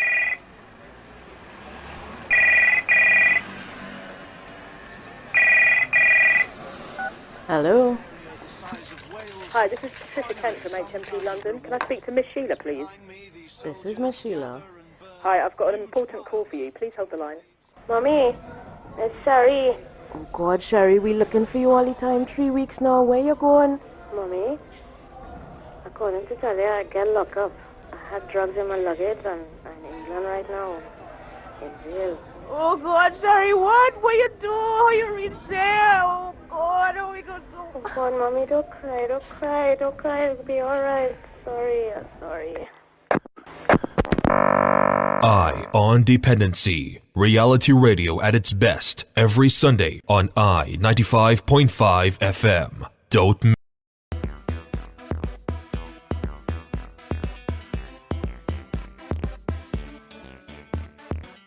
Ah, boy. Feel like going and buy myself a senorita tonight. Nah. You know you might be promoting slavery. Slavery? What you talking about? Hey, modern day slavery or human trafficking is just what some of these people just do. You know some of these women were tricked to come here? Some are held against their will, abused, and even beaten. Most times the girls don't even see any of the money that is paid for them. And every night, they just have to come out looking nice and sexy for somebody like you. Human trafficking is a serious problem and a serious crime. Persons who solicit commercial sex services may be contributing to human trafficking. A message from the Counter-Trafficking Unit of the Ministry of National. Hello, my name is Raquel, a trainee inmate at HMP Drake Hall, Staffordshire, England, and you're listening to Iron Dependency with Garth and Natasha. Please, people, don't traffic drugs. The money is all that nice. It's not worth it. Thank you for staying with us. This is Iron Dependency, and we are conducting an interview with Caroline. This is not the first time we've interviewed Caroline, but this is the first time we're hearing about this beauty pageant story, which and has rocked the foundations of our, we weren't who was expecting that? Yeah, and listen, and I was telling Natasha, even them girls in prison, in and out of prison, I'm not talking to Caroline. You go beat me in a queen competition with no teeth. You mad? I will never forgive anybody for that. Even the judges and all. Even the judges and all. That had to be a first. With no teeth? That had to be a first in the world. A woman with a queen competition with no teeth? How? Yeah, how? that was for the Guinness Book. So but, as we wait for Caroline to come back, let's go to segment to A. Shortman, come. Let's go to A quick and show you the counter-trafficking unit, what they did, the Operation Thinking Point. Okay. And let's go to that quickly. And we come back with Carol, and she tell us about New Life Ministries, and there's so many things to talk about with New Life Ministries, Natasha. Yeah. I mean, remember, I was a part of, I was a client at New Life Ministries. Yes. Yeah. Then I became a member of staff, and then I relapsed, and I went back being a client, and It was a trip for me. It was a real trip, and I'll never forget. I was a gym instructor at New Life Ministries. Yeah, after I graduated, they gave me the opportunity, and I'll tell you how I relapsed. So on the screen here now, folks, just to shift focus a bit, first for 1 minute. Suspect, Natasha, could you share what we're seeing there? Sure. Please? So this is an operation update for the Operation Thinking Point from the Counter-Trafficking Unit. So, suspect on child trafficking charges has been denied bail on Monday, the 8th of September, 2025, Justin Thomas, aka Tinker, a 42-year-old Trinidad and Tobago national, appeared before the Point Fortin Magistrates Court, where his application for bail was denied. He is charged with 2 counts of trafficking in children and 1 count of sexual penetration following his arrest on the 3rd of February 2025. Thomas will remain in custody as the matter progresses. The denial of bail underscores the seriousness with which the courts are treating allegations of child trafficking and exploitation. The charges stem from Phase 2 of the multi-agency Operation Thinking Point, led by the Counter-Trafficking Unit of the Ministry of Homeland Security. The operation occurred in Point Fortin and rescued 5 Venezuelan women, girls and women ages 16 to 26. Broader investigations into trafficking networks remain ongoing, including inquiries aimed at seizing financial proceeds of crime. The CTU reaffirms its commitment to protecting vulnerable persons and ensuring traffickers are held fully accountable under the law. If you think you or someone you know may be a victim of human trafficking, contact the CTU's confidential 24/7 hotline at 800-4CTU, that's 800-4288, to get them the help they need. Your voice can save a life. And kudos again to the CTU. They have been doing amazing work in 2025. Yes. Apprehending suspects of trafficking. Yep. And we thank the Ministry of Homeland Security for giving them that continued support and the resources that they need to keep. Because it's not an easy thing. I can tell you all, we have a director and a deputy director of the counter-trafficking unit, and they have to oversee officers, authorized officers, plus they have to care for traffic persons to the rescue. Yes. That is a task by itself. And they too have to have a rehab sort of situation going on, because a lot of these women, most of them, if not all, are addicted to a substance too as well, Carol. Correct. So, it's we have a lot of beasts in human form walking around us, Carol. Yeah. And I was now saying to Natasha that the women who you beat in prison, you ever see any of them after that? In the picture? Yeah, they. I saw one, and that was many years ago. Okay, because I wasn't going to talk to you again. You beat me in a competition with no teeth.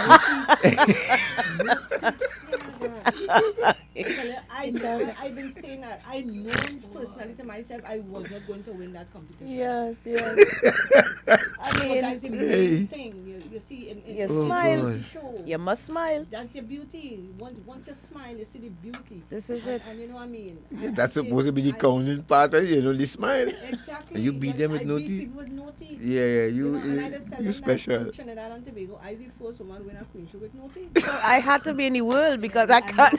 That had to be in the world. In the world. That had to be in the world. You understand, man? No, I but mean, Caroline, one thing to laugh and then just fall out your mouth, but then listen to me. Right? Caroline is one of over 5,000, and Garth, 5,000 clients who've been treated at the New Life Ministries since 1986. Their reach goes beyond Trinidad and Tobago. Even people from as far as Scotland, Australia, and Canada have sought treatment there. And this is where Caroline found her recovery. So tell us about the role that New Life Ministry played in your recovery journey, and what do you think makes their approach different? When I went to New Life Ministry, I basically didn't even know what I was going to do, what it was about. Because while using in my mind, I always believed that I was going to use until I die.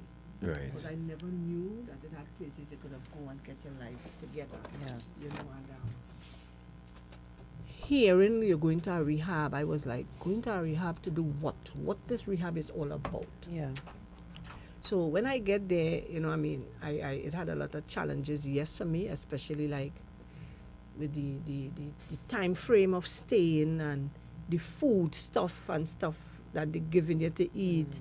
And then I had no support to support me like how every other client will have the support system to come and bring this to them and bring that and carry them here.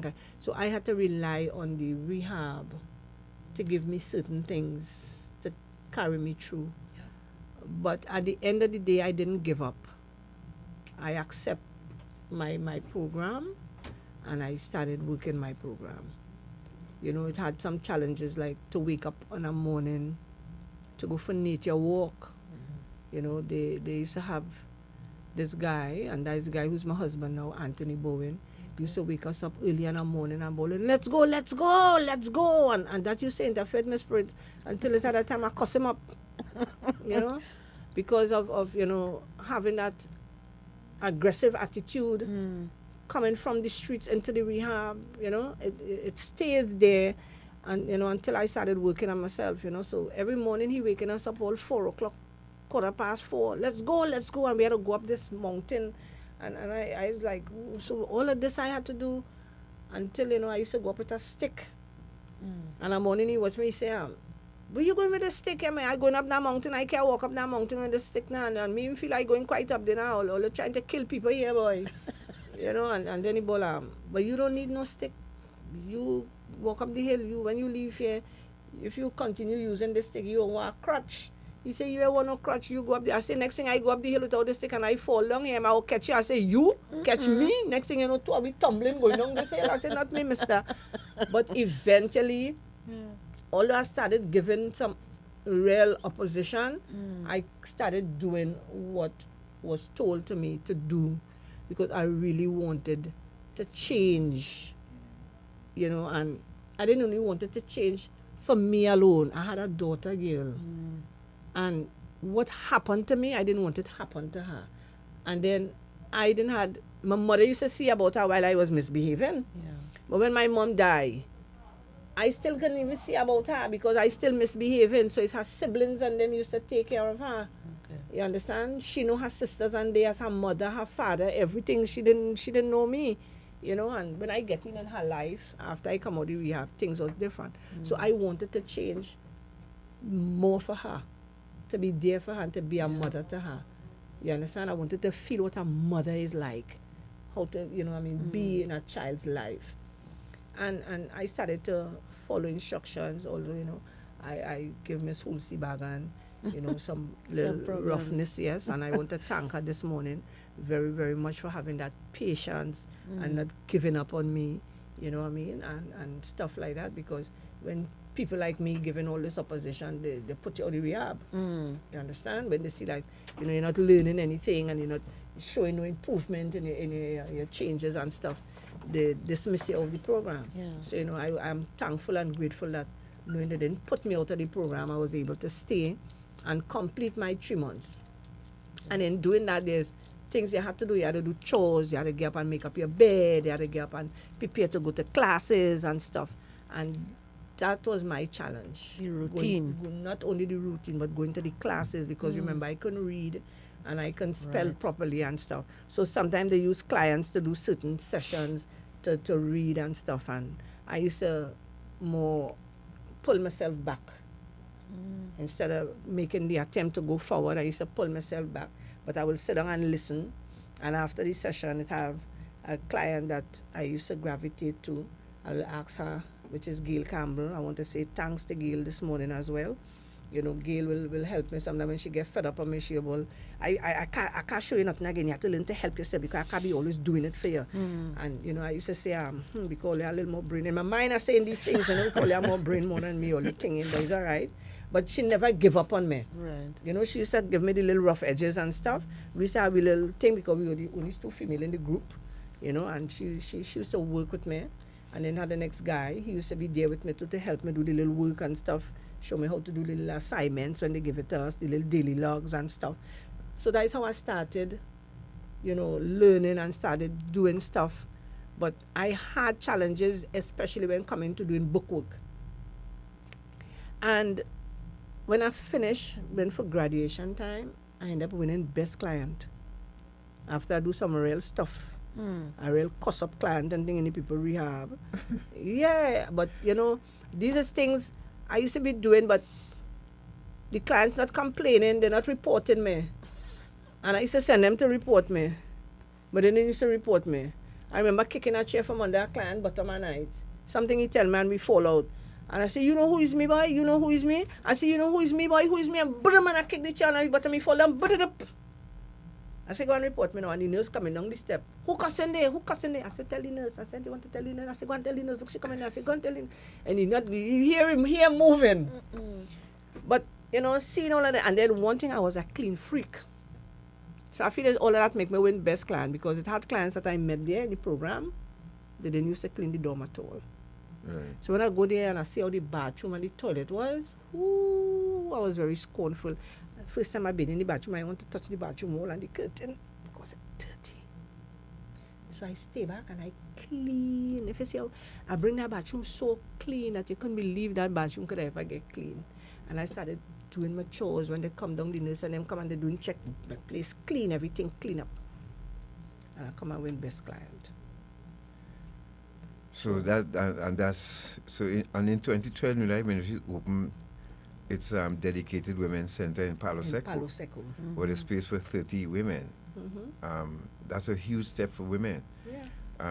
Who often don't have a safe place. So we have Serenity Place now. Place and we have the woman place in Palo Seco. But when I did my program on the Mount, it didn't have no Palo Seco. It was men and women together. Yes, I remember. And yes, and we had a strong in our group. I think was the last group that really had a strong bond with the men, and they could have trust us together.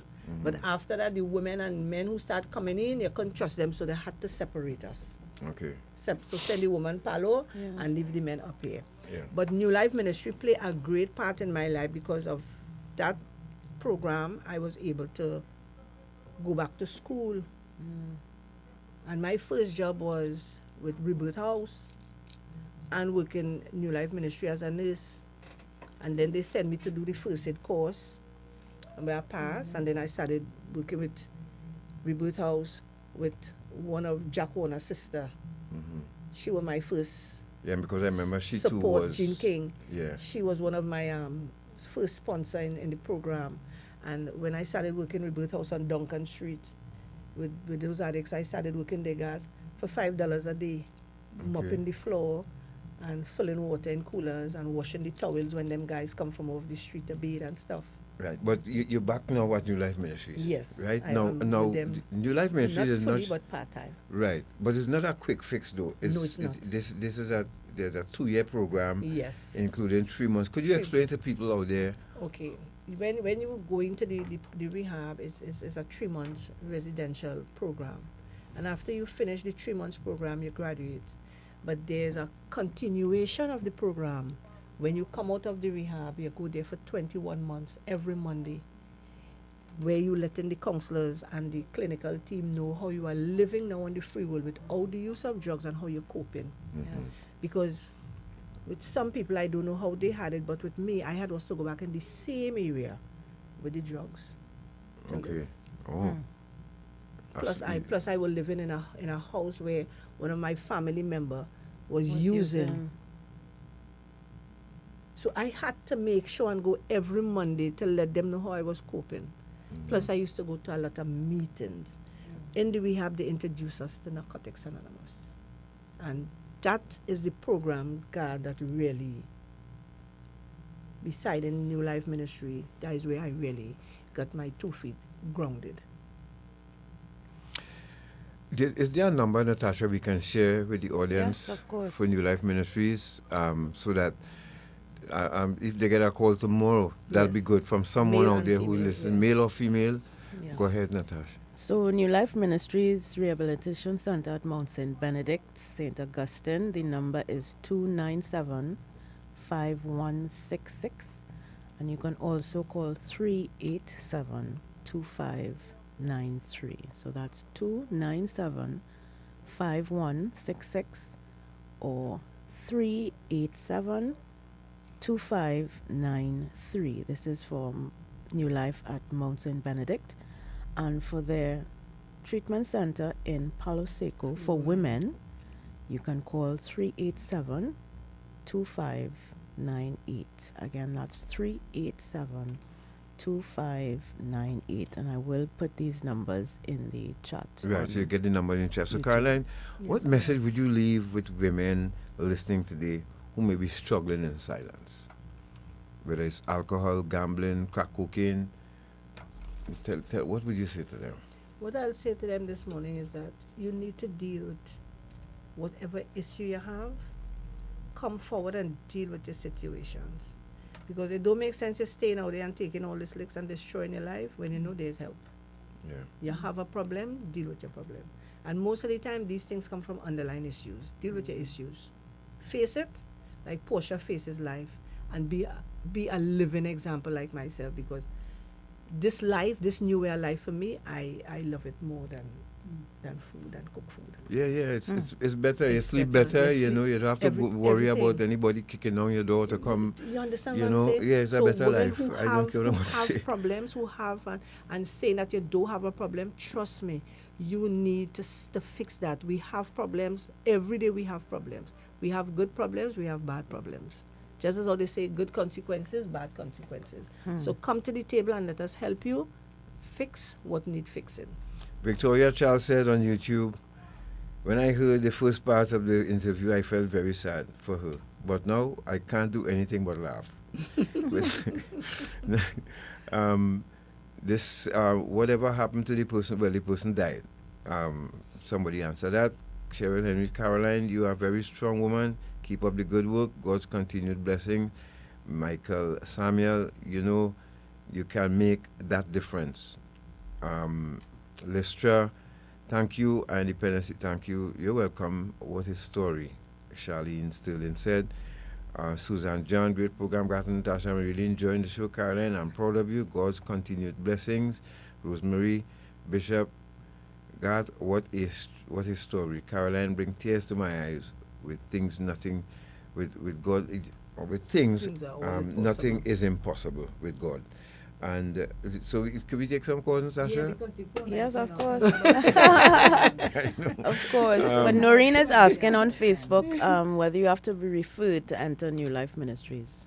No. No. If you are in a client, a patient of the psychiatry hospital, then you need a referral from the letter to get into New Life Ministry. You must have a referral with your medication and your clinic card stating your clinic date, and for you to get your refill of your medication, because you must have the medication before you come into the rehab so that you could be stabilized. All right. Okay. Let's take our first call for you. Put your headphones on so you could hear.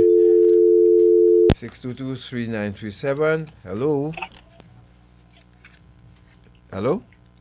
Hi, Garth and Natasha. Good morning, and good morning to Miss Caroline. Good morning. Good morning. Garth, between you and Miss Caroline, I feel all you could make a movie. You know, you could make real money in this country with a movie, boy. All you sweet too bad, you know. Between you and I, we could make a movie.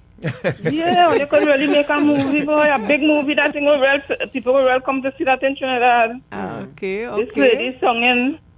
This thing sound like something I see on TV or something, boy. It didn't sound real to me. It is sound real. She said it sound real. It sound like a movie. This is real life, eh? Yeah, it is real life. And that's just the smoke here. You didn't hear the fire yet. There's so more to it. If we give you some war stories here, you all wouldn't want to come up the air, trust me. There's more to it. Thank you very, very much, darling, for coming and talking to us. You're welcome. You're welcome. Yeah. Thank you. Good morning. Good morning. Hello. Hi, morning. Blessed morning to the panel there, to Miss Caroline, Garth, Natasha. But I'm not hearing someone. Somebody's missing. Where is Miss Josie Pagan? Who is that? Is she supposed to be in Life Ministry, I believe? Yeah, she is. She was mentioned. Caroline Where just mentioned is her. her? She's still there. Huh? She's there. I'm saying, where is her? She is there. She's still at We don't know, Life. sir. She's But I'm not hearing her. Oh, he Okay. means she's not in the program. Why she's not in the She's program? supposed to be in that program, man. Oh, okay. Is it possible, I may ask a kind of out of the way question. Is it possible when she lied down on the highway, was she on that area of concern in terms of, and I don't want to say it is alleged, that she was on the drugs? We can't say so. Exactly. No. Look, listen. Come This now, is man. very out of time. You see what we're talking about here?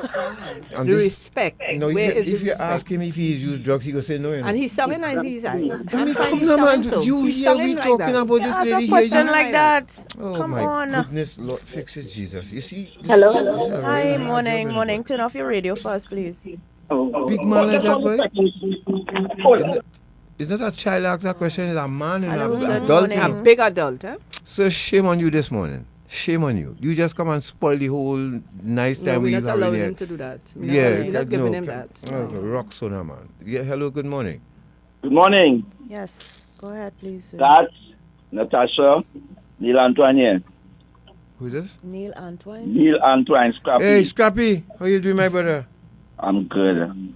Of course, Miss Caroline James. Good morning, sir. You know who talking to you, right? You just Scrappy said your Mr. name. Antoine from TCC, the operations manager. Yes, Mr. Antoine. Good morning, sir.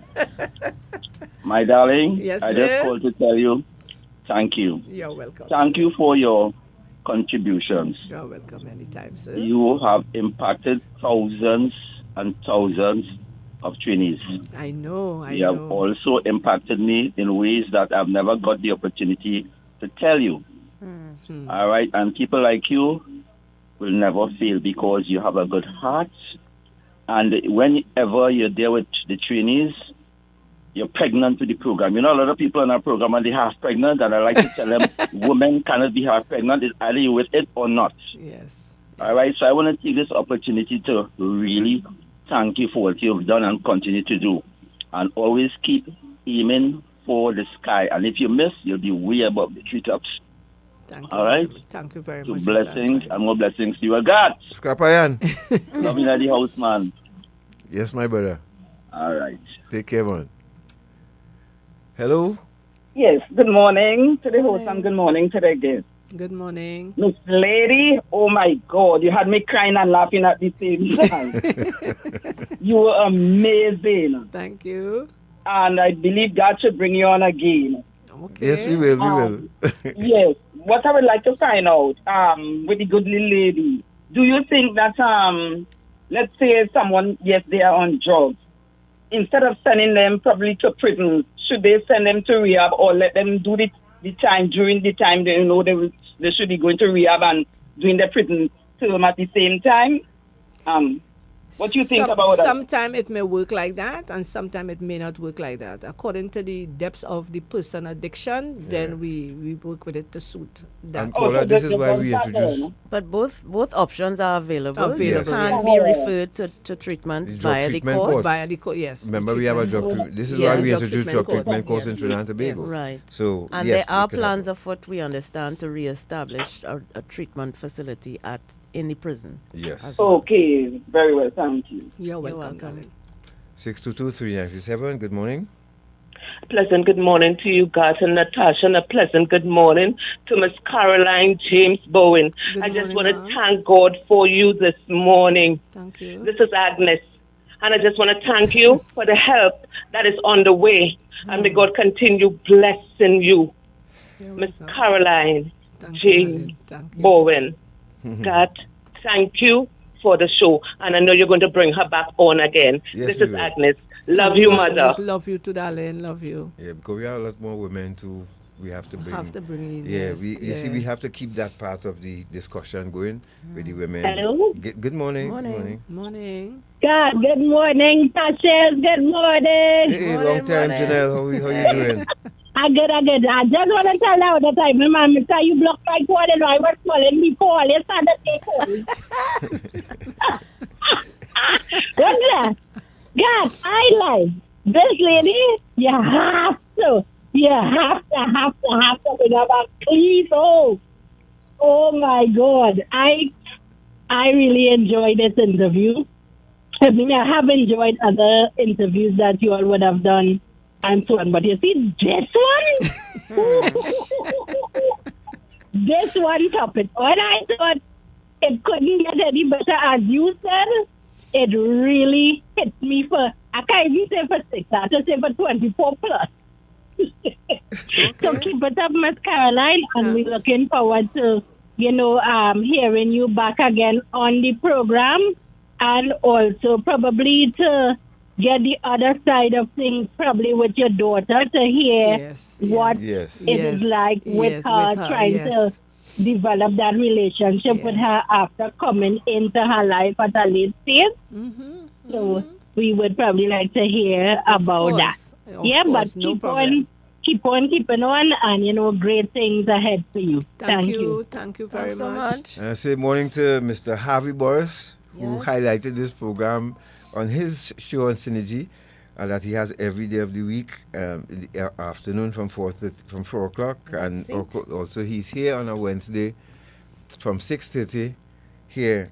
So, Harvey Boris, thank you very much once again for continued support, and people don't miss Harvey here every Wednesday on from 6:30. 622-3937 is the number to call. Hello. The phone line Good morning. Just lighted up. Garnet, more good morning to you too. Garnet, say you having pressure driving. Just listen to the program. Hello, morning. Good morning, Garth and Natasha, and Miss Caroline James. Morning. James, I want to congratulate you. Thank you. I want to encourage you.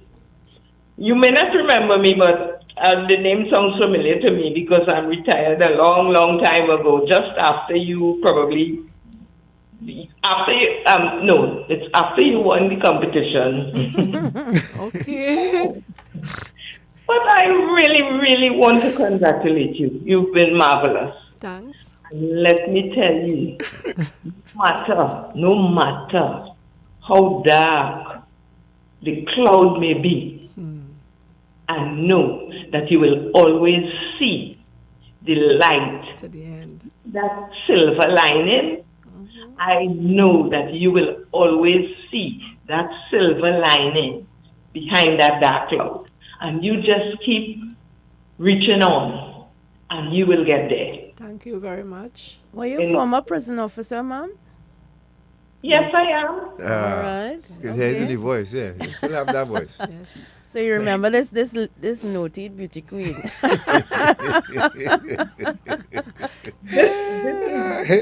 I say good morning to Uncle Sam, Bacon Shack, and Matthew.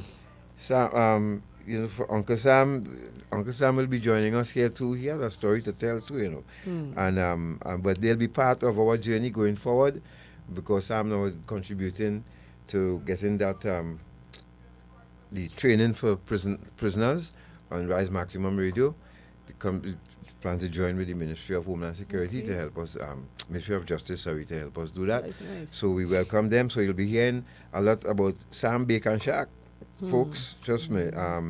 That brother started off with $300, and now he partly owned the houses. That is a story, but we'll get to that when the time is close. So good morning to Sam and his son Matthew. Hello, good morning to you. Thank you for joining us. Good morning to the host, the producer, and Queen Caroline James-Bowen. Good morning, sir. Carol Gill, you're a breath of fresh air. Thank we you. We need more people like you, because you have been there, you have done that. And who knows it feels it. Sure, right. And who feels it knows it. Oh, yes. Your story shows that when with dark cloud, there's a silver lining. And what I like about you is that you stay humble and simple. You're the kind of person who clients will relate to, right? Because you're down to it, you're laughing, you're making joke. You ain't talking to that big English and no kind of attitude. Continue what you're doing. You are blessed. But I hope that with your network, even though that you're busy in new life, Guli from Marcus St. Joseph, who was Garibo wedding partner, right now he needs help, but he had to want to stop, right? Exactly. He's living at home in St. Joseph Anglican Cemetery. Imagine that. Okay. Guli was a man, I'm Guli. Guli, yeah, I know Guli. Yeah. Yes, girl. So can you what you're doing in your simple, down-to-earth manner? And may God bless you, your offspring, your family. God, Natasha, the producer, all of us here with graces and long life. Thank you you are very a much. blessing. Thank you, sir. All right, Thanks thank you very much, sir. God bless. Morning to Stephen Nanku. Stephen Nanku said, God, the fake patch is cleared now. Okay. Sure, Henry. Okay. Sure. Yeah, because it's built up now. Built up now, develop, yeah. That you could hardly do any kind of Thing that back activity there, because back then, it was easier. But I don't think Shazando's there again No, either. I don't think they're there neither. Yeah. So, hello, morning. Hello. Hello, good morning. Good morning, God. Natasha and Miss Caroline and Good everyone morning. else. Good morning. Miss Caroline, I want to thank you for your testimony. Thank you for your honesty. And as the Bible tells us, the truth shall set you free. Oh, yes. And I can hear it in your voice. You are free. And as they say, free at last. Free from all the abuse. Free from all that poison that they put in your system. Free to help your daughter and your fellow citizens of Trinidad and Tobago and so on. You are free. God has freed you. Free at last. Thanks so very much. Keeping on. And may God continue to bless you and guide you on your life's journey. Thank you, ma'am. Thank you. Do not ever let Satan come in your spirit to make you, remove you from your journey. God has set you free. Thank you very much for your testimony. God bless. Welcome. Thank you. Thank you very much. 622-397. Good morning. Hello. Hello.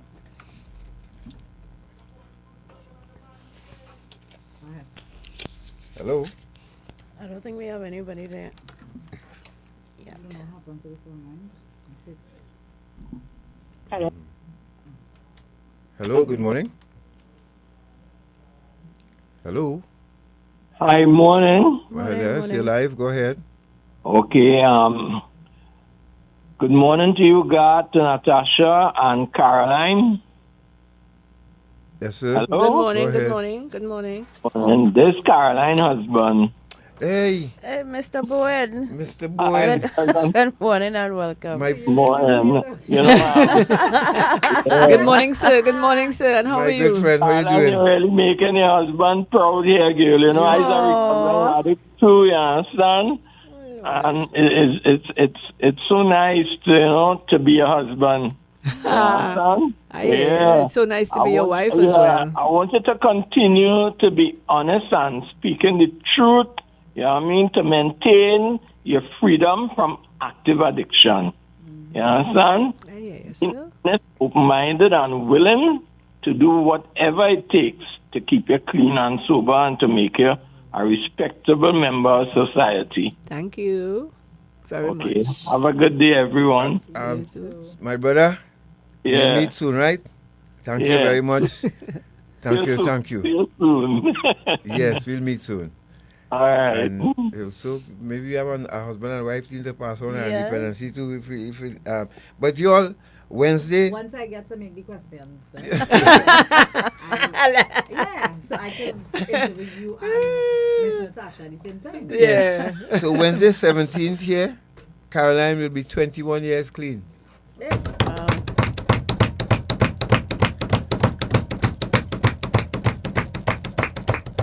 Recovery is possible. It's possible. It is possible. I always say that. It stays. Don't forget that. Yes. Sometimes it stays. It stays. You know, once you want to do it, you can do it. Yes. It's just that grip of that devil is so Yeah. strong sometimes for some people, Tamika, trust me. You know, I always describe addiction as walking into a dark room and a hand come and grab you with your both hands at your side. You know, like King Kong grabbing you. Grabbing with your you both- and then letting you go. Wiggle out of that now. That ain't so easy to do. Trust me. and that is something just that, admire anybody who could walk out of When and I left the rehab and I entered to Narcotics Anonymous, the first thing that I grabbed was keep coming back, more will be revealed. Right. And I keep going back to see what is the more. And still going back to see what is the more. And then going back to see what is the more, I'm able to make 21 years Wednesday coming if God spare life. And Well I'll done. still keep going back for that more. Well done. Well done. Well done. Well done. Understand? Because there's something there I'm looking forward to see. And 21 years I'm still waiting to see it. So it keeps me coming back. And that is the higher power. So we're coming close to wrapping up, but you're giving anybody a blind, Tamika? All right. Hello? Hello. Pleasant Morning. good morning. Morning. You know, every Sunday I'm listening to this program, put on the radio. And pleasant morning to that lady there. Anika, whatever the name is? Caroline. But or look at more like make a movie. And I listen, you know, you get me so intense how you were so confident going up in this show. And you know, I think stories like these can more encourage people who are in that situation to recover. I never really had an experience with drugs, you know, due to the fact that, you know, I kind of grew up in sports. And I must say that I was kept out basically, yeah. And I was very close to sports from a small age, and you know, the life I live in. So, you know, at times there are some of us kind of fortunate, more fortunate than others to be in certain environments.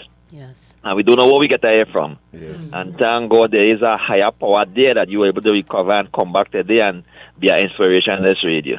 Yes. So God bless on Natasha and God and all the callers and listeners who support us, who support you all in our prayers and, you know, in all other ways. Blessing, man. Morales to the name. Bye.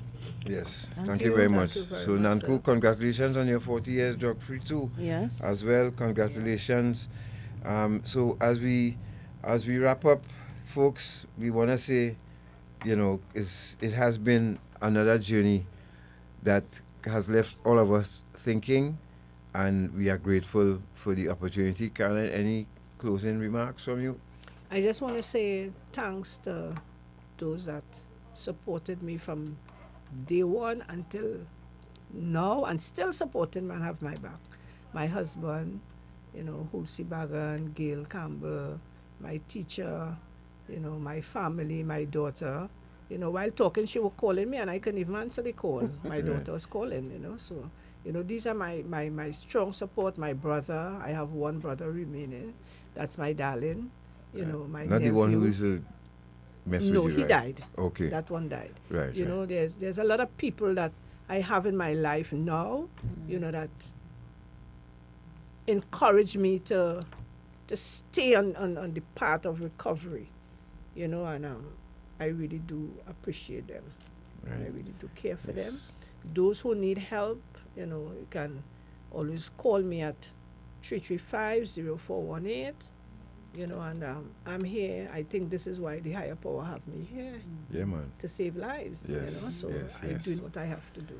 Let's and, continue you know, to just do that. one day at a time. One day at a time. Yeah. So, you know, this is my message. Well, we have just heard an incredible testimony from Caroline James-Bowen, who will be 21 years in recovery next week, and is now counseling others through New Life Ministries. And her story is a reminder that no matter how deep the struggle, recovery is possible.